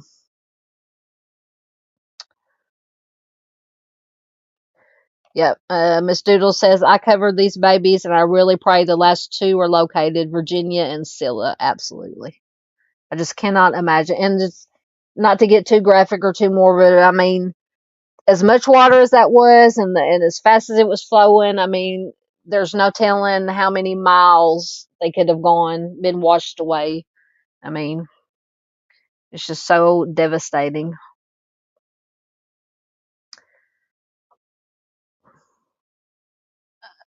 Yes, absolutely. Miss Paula says prayers. Yes, ma'am. Uh,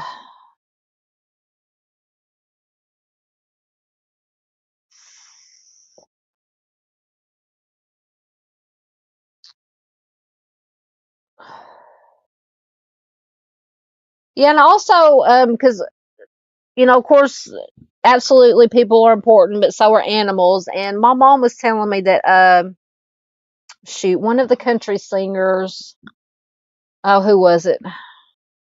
Was donating some money to help with displaced animals, and people were giving. God, I can't remember who it was. It was a female, giving her crap for trying to help the animals. I mean, I'm sure she probably helped, donated for people too, but animals are affected by these things too, absolutely. So I don't understand people.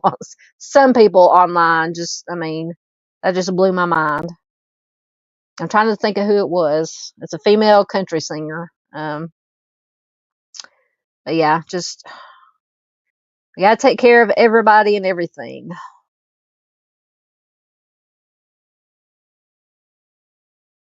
Yep, Doodle says there is so much history at Camp Mystic. Absolutely.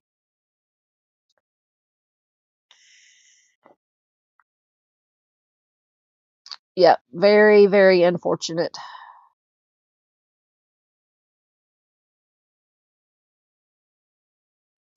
So it was used in World War II for, if it'll come up, for medical. Um,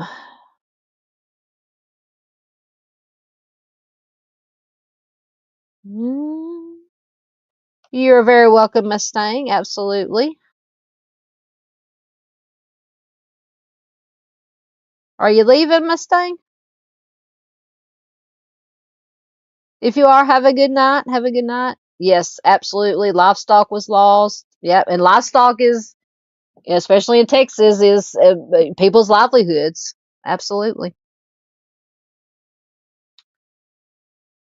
For some reason, I'm to the bottom. Okay. All right. So now I think we are on to mark where I left off. Some entertainment stuff I was excited about. Now, you guys may not be excited about it. If not, just chat amongst yourselves. But apparently, and I didn't know this until it popped up on my Google feed. Yes, Doodle says Texas is strong. They will rebuild and grow stronger. Absolutely. Our dad's family came from Texas. Absolutely. But apparently, they are going to make Practical Magic 2. I'm so excited. I loved the first, the Practical Magic, and Diane Weiss, Stalker Channing, Sandra Bullock, and Nicole Kidman are all going to be in the second one. I'm so excited. Anyway, I should have already had the article loading. Um, Hopefully it won't take too long to load. Oh, Mustang. Uh, come on. Says no, I'm still here, but might fall asleep soon. I might fall asleep soon. So if I get quiet, somebody just knock on your screen of whatever your device you're watching from to wake me up. Oh no, I gotta stay awake and for Dave tonight. Oh good lord. All right, it's still loading. Still loading. Okay, so while it's loading, so I noted or I mentioned earlier about two not hackers that Dandy. Two of my favorite actors passed away. So Michael Madsen passed away. He's been in lots of stuff. I know him. I mean, the first thing I saw him in was Reservoir Dogs.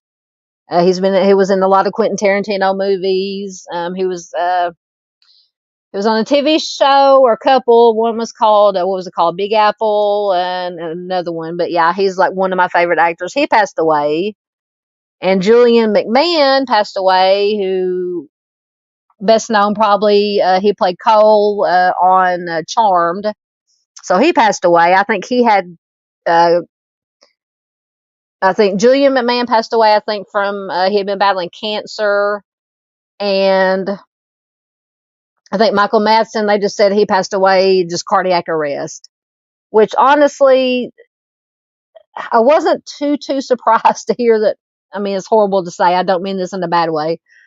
Wasn't too surprised. I mean, I was shocked, and I was like, whoa, that Michael Madsen passed away because I know. I mean, I've read everything there is to read and to watch about him. And he lived a hard partying lifestyle. So I mean, that one didn't really surprise me a whole bunch. Of course, I was shocked, but yeah, with Julian McMahon, I was like, what happened to Julian McMahon? But apparently, he had been battling cancer. So yeah, he lost to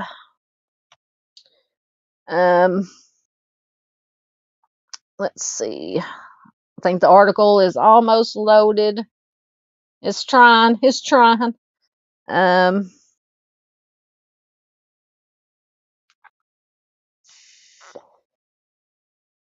Um. Which one? Michael Madsen or the both of them? Michael Madsen and Julian McMahon is both within the past week. I can't remember the exact days, but yes, Reservoir Dogs is one of my favorite movies. I love Reservoir Dogs because I love all Quentin Tarantino. I love Quentin Tarantino. He's one of my favorite directors. And the first Quentin Tarantino movie I saw was Pulp Fiction. When it came out, we went to see it in the theater. And then, so after we loved Pulp Fiction so much, and then we went and I actually went and bought, back in the day when we still had VHS tapes, I bought the VHS of Reservoir Dogs and just fell in love with it. And wore the VHS out, and then they came out with DVDs, and they released so many different versions and anniversary versions of Reservoir Dogs. Of course, I have all of them. But yeah, it was just so sad. Michael Madsen, who you're talking about? Let me look it up right quick to see if I can get the exact day. It was within this last few days, this last week.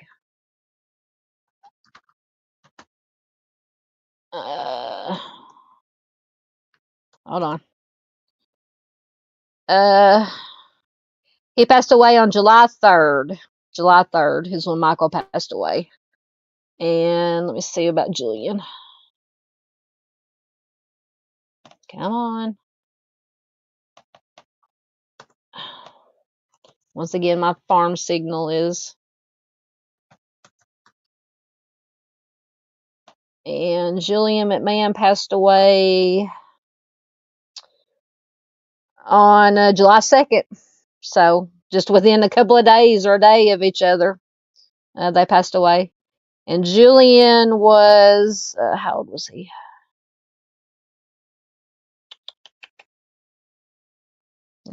I know Michael Madsen, I believe, was 65. So Julian was born in 68, passed away in 25. So somebody will have to do the math on that.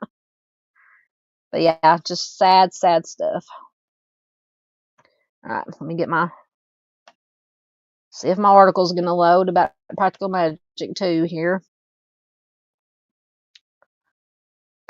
I'm not that old.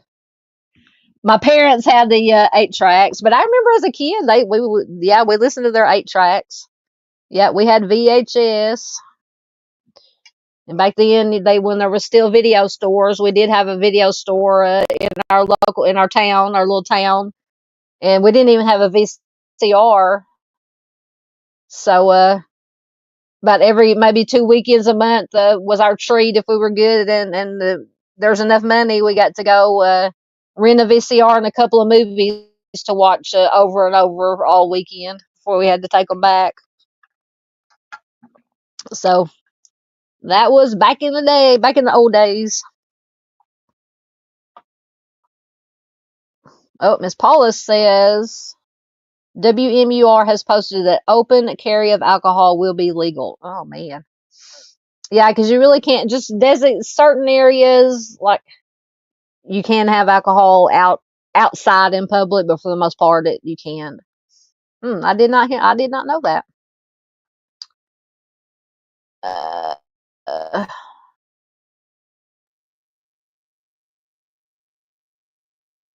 yeah, Val Kilmer passed away not too long ago. Absolutely. Well, maybe Val was the first one, because you always say they are always here they go in threes. So we have Val Kilmer and then now Michael Madsen and Julia McMahon. Okay, so Julia would have been 57. Thank you, Dandy. Thank you, ma'am. All right, let me see if this article has. Oh, it loaded. Okay, so anybody interested in Practical Magic 2? So Diane Wiest and Stockard Channing. I love both of those ladies. Love Stockard Channing in Grease. And I believe Diane Wiest, I believe she was the one that played the mom in The Lost Boys, if I remember correctly. The actresses will reprise their roles as Sally and Jillian, who are played by Sandra Bullock and Nicole Kidman's aunts, Bridget, Jet Owens, and Franny Owens, respectively. So more Practical Magic 2 casting news has arrived. Returning for the long-anticipated sequel to Sandra Bullock and Nicole Kidman's witchy 1998 hit are Stockard Channing and Diane Wiest, who are reprising their roles of the aunts to Sally Owens, played by Sandra Bullock, and Jillian Owens, played by Nicole Kidman from the original film. Channing, 81, will once again play Franny Owens, the more no-nonsense of the pair, while Wiest, 77, returns as the kind, understanding Bridget Jet Owens, reads an official release. New additions to the cast for the follow-up to the iconic fantasy romance are Joey King as Sally's daughter, plus Lee Williams, Zolo, I'm going to butcher this name, Zolo Maraduena, and Solly McLeod. Deadline was the first to report news of the additional casting alongside Bullock and Kidman.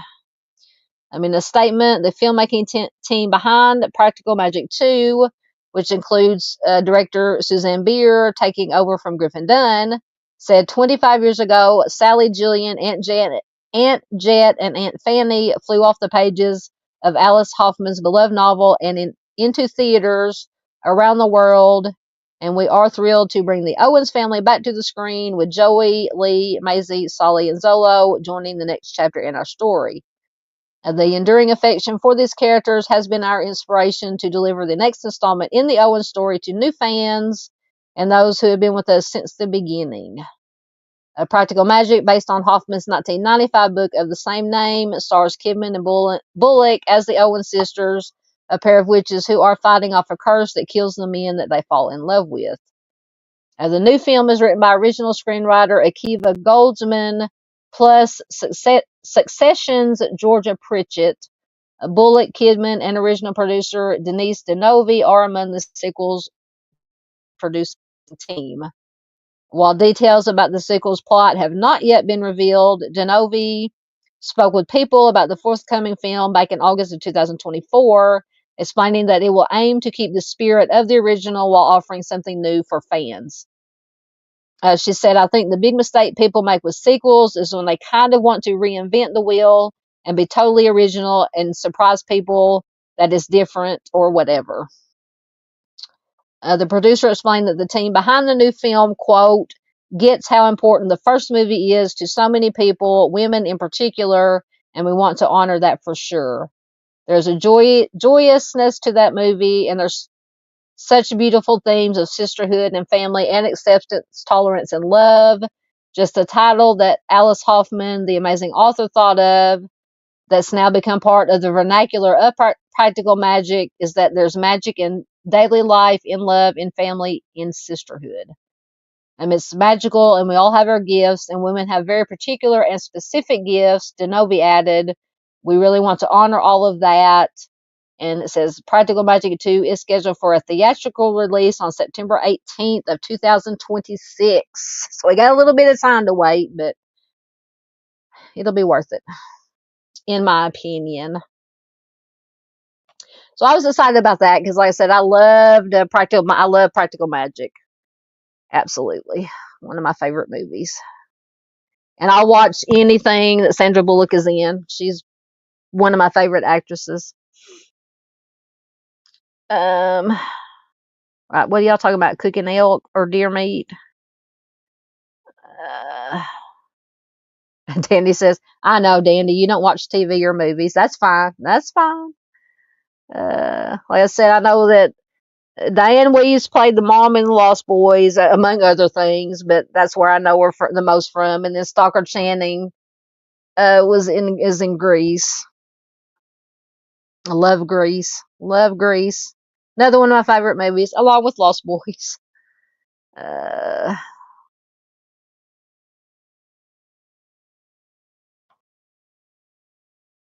Rail says, I know there was a song about coconuts. What are you talking about? Are you thinking about what is Beetlejuice? They sing that coconut song. Uh or maybe I'm thinking about, no, it's the banana song. Now I want to watch Beetlejuice. I still haven't I haven't still haven't got to see Beetlejuice yet.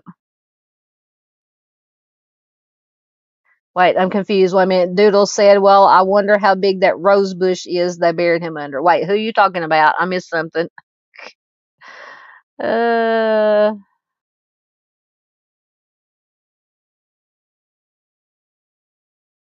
yeah.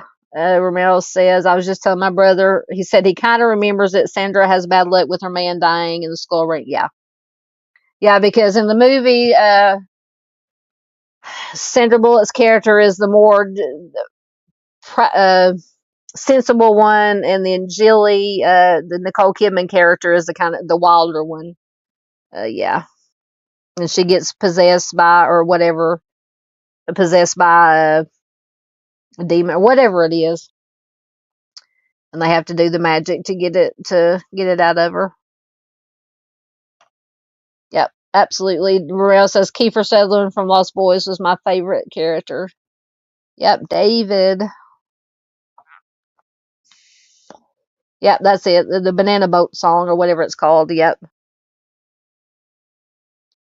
Now I want to go watch all these movies, and I find so many with all. I mean, I remember once again the good old days when like basically Netflix, even before they went streaming, when they would send the DVDs to you to watch.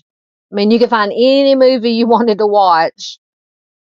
And now with all the different streaming services, I mean, they're so expensive. I mean, I pay for a couple of them, and then some, you can watch free some stuff, but you just can't find anything anymore, or anything that I want to watch that I look up, I can't hardly find. A lot of 80s stuff, 80s movies are very hard to find. Uh,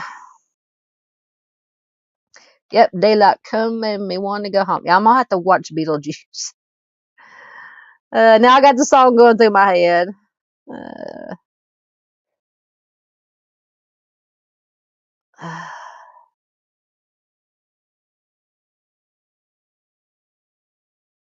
oh, that's probably my favorite one of the John Hughes movies, the teen movies. Mariel says, I just watched Breakfast Club the other night. Drop Dead Fred. I remember Drop Dead Fred.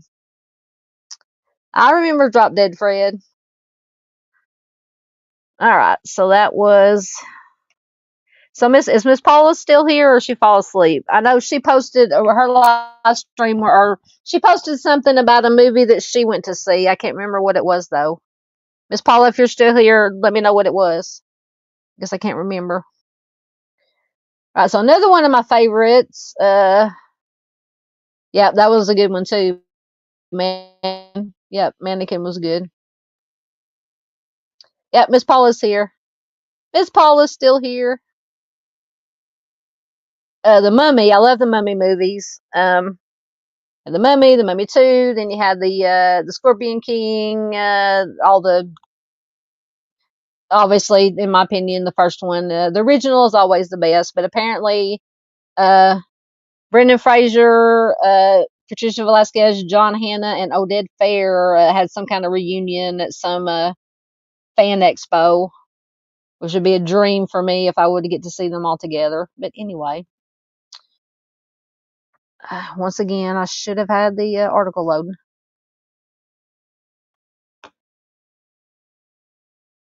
Yes, I love Fright Night. I remember Fright Night. Absolutely. Yep, I remember all those too. Dolls, Puppet Master, Attack of the Killer Clowns. I hate clowns. I hate clowns almost as much as I hate spiders. And dolls too. I don't like dolls. But I love horror movies.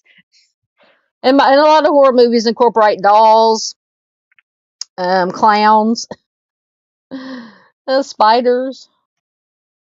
All right, so this is from People, and it came out the 11th.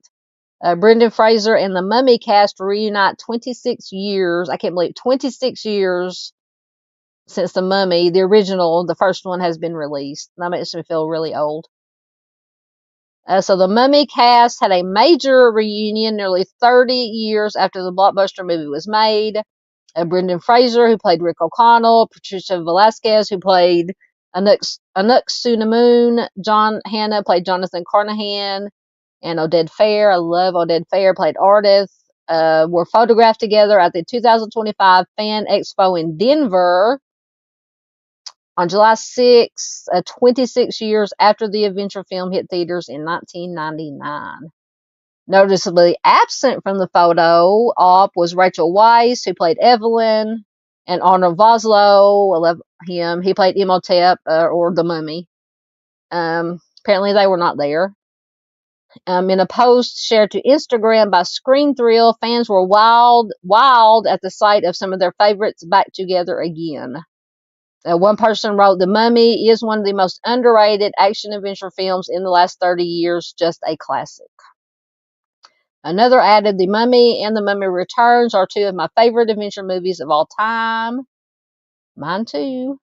One even raved about how Oded Fair, 54, still seemed to channel his debonair character almost 3 decades later, writing, quote, "Oded's hair and beard are still glorious." Yeah, he did have some nice head of hair and a beard. Set in 1925, Fraser, 56, and Weisz, 55, starred as leads. Rick and Evelyn, also known as Evie, a dashing adventurer and explorer teamed with an Egyptologist, respectively. The unlikely pair must race against the clock to save all of humanity after tomb hunters unwittingly set loose a 3,000-year-old vengeful reincarnation of an Egyptian priest. They were joined by Evelyn's older brother Jonathan and Ardith, a chief member of the Magi, who are descendants of the royal bodyguards of several pharaohs of Egypt. The hit film, which made more than $400 million at the box office, was an update of the 1932 classic film and made way for two sequels, 2001's The Mummy Returns and 2008's Tomb of the Dragon Emperor. Then I have not watched the reboot. There was also a 2017 reboot which starred Tom Cruise. Unfortunately for the Mission Impossible movie star, his version did not live up to its predecessors. During Fan Expo Denver, Fraser gave his take on why the follow-up flopped per Collider. The conversation reportedly began when the bedazzled star was asked about Universal's attempts to build the dark universe with 2017's The Mummy and 2020's The Invisible Man, and if there could ever be a crossover between the two. Fraser said on stage, "I really don't know. I know Tom Cruise tried to make his movie, and it ain't easy. We all know how hard this movie is to make." The Oscar winner added, with the exception of three, The Mummy, which was Tomb of the Dragon Emperor. The thing with all of these films is that at least it was fun, it was a thrill ride, and you wanted to do it again. The answer is you've just got to give everybody what they really, really want. Now I'm reminded of the Spice Girls song. So the Mummy celebrated its 25th anniversary last year. Ah, that makes me feel so old. All right.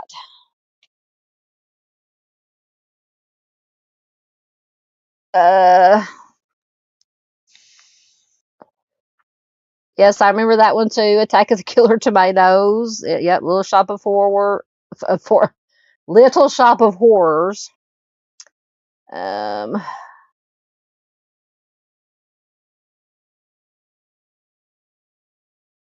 Yeah, Romero says the first Mummy was good. Most sequels don't work. That's true. Yeah, Godfather 2 was good. Yeah, I agree with that. I don't think I've ever watched any of the Guardians of the Galaxy movies. Romero says all were awesome and hands down best soundtrack. Yes, I love Brendan Fraser. I watched, and I know it came out a few years ago. I was it called The Whale with Brendan Fraser in it. I finally got around to watching that about a month ago. I cried. Oh my God, I cried. It was a good movie. Oh yeah, two more. I love the Romero says best two movies in the world: Empire Records and Dazed and Confused. Yes, I love both of them. No, Brendan Fraser didn't pass away. He's still alive, unless you're talking about another somebody else. Yep, Miss Peggy. I remember House on Haunted Hill. Absolutely. Uh, yes, I know I'm old. Oh goodness. I think that was. Oh no, we got Ozzy. Let's see what Ozzy is up to. So apparently he's doing art with chimpanzees. But apparently he likes working with animals. You know, because they said he bit the head off a bat back in the day. He supposedly thought it was a fake, and I think there was something he was in some kind of meeting trying to impress some big wigs, and supposedly he bit the head off a dove or something. I don't know. He snorted ants through a straw. Ozzy's just Ozzy. You just gotta love him, or you don't got to. But I love Ozzy. Anyway, we'll get this article loading. Uh, yes, I stay dazed and confused. I hear what you're saying, Miss Peggy.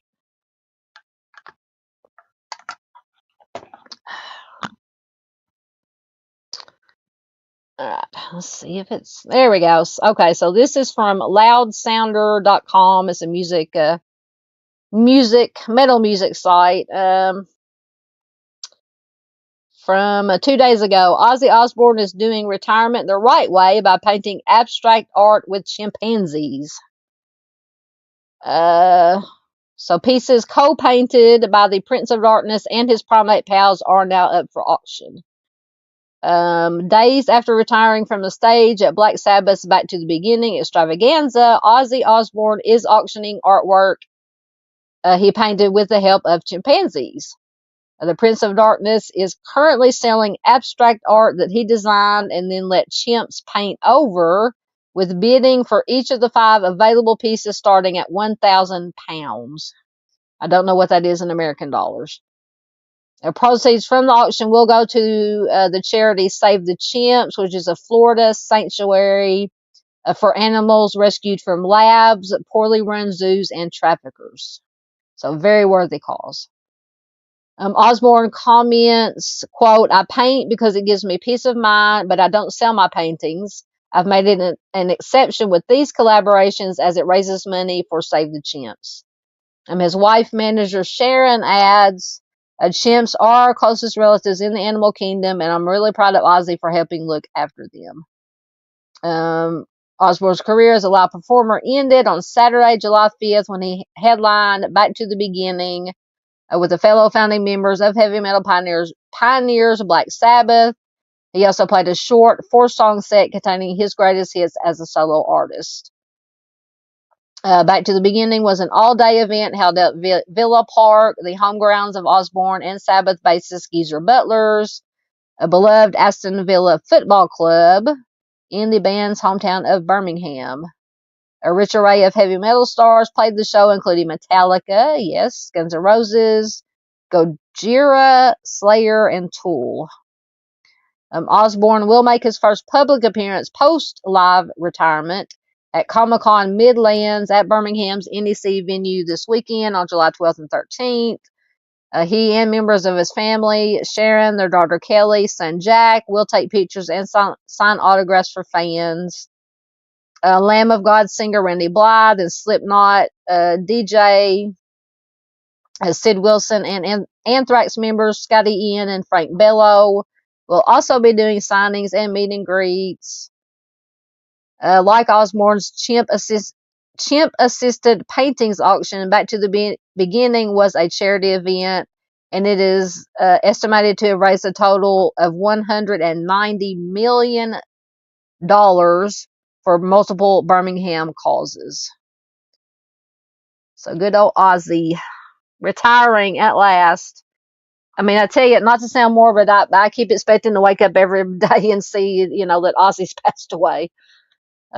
He'll probably outlive a lot of us, kind of like Keith Richards. Let's see.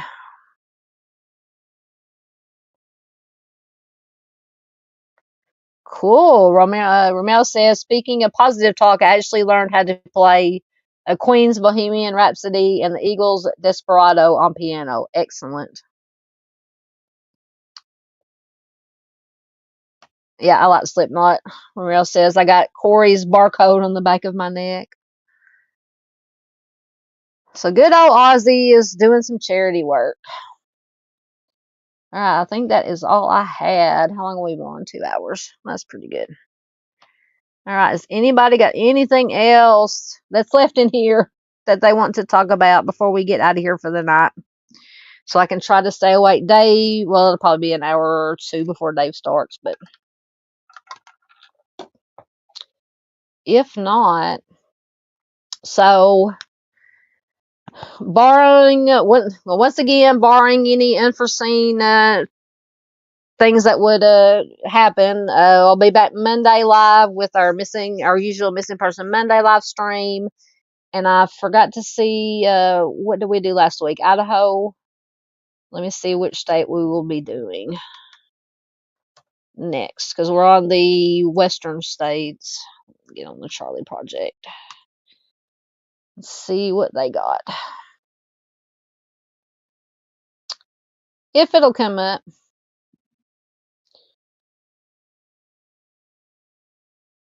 Geographical cases.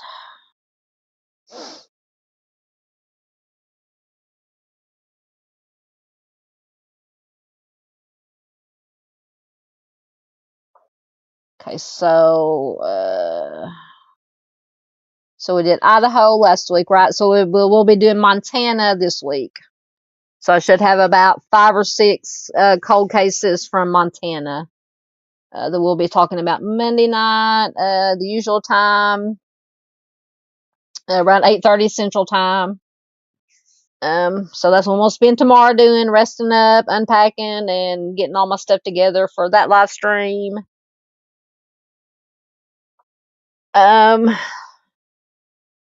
So we will get out of here for the night because I'm getting tired.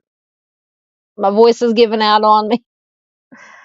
So thank you everybody who is here in chat. Thank you everybody, lurkers. We love our lurkers. If you're watching replay, thank you replay crew. We love you guys. Buttered sauce. I don't know what you're talking about, Ramiro. So as usual, until I get my outro made, I just haven't had a chance. I will leave you with, let me take this down first.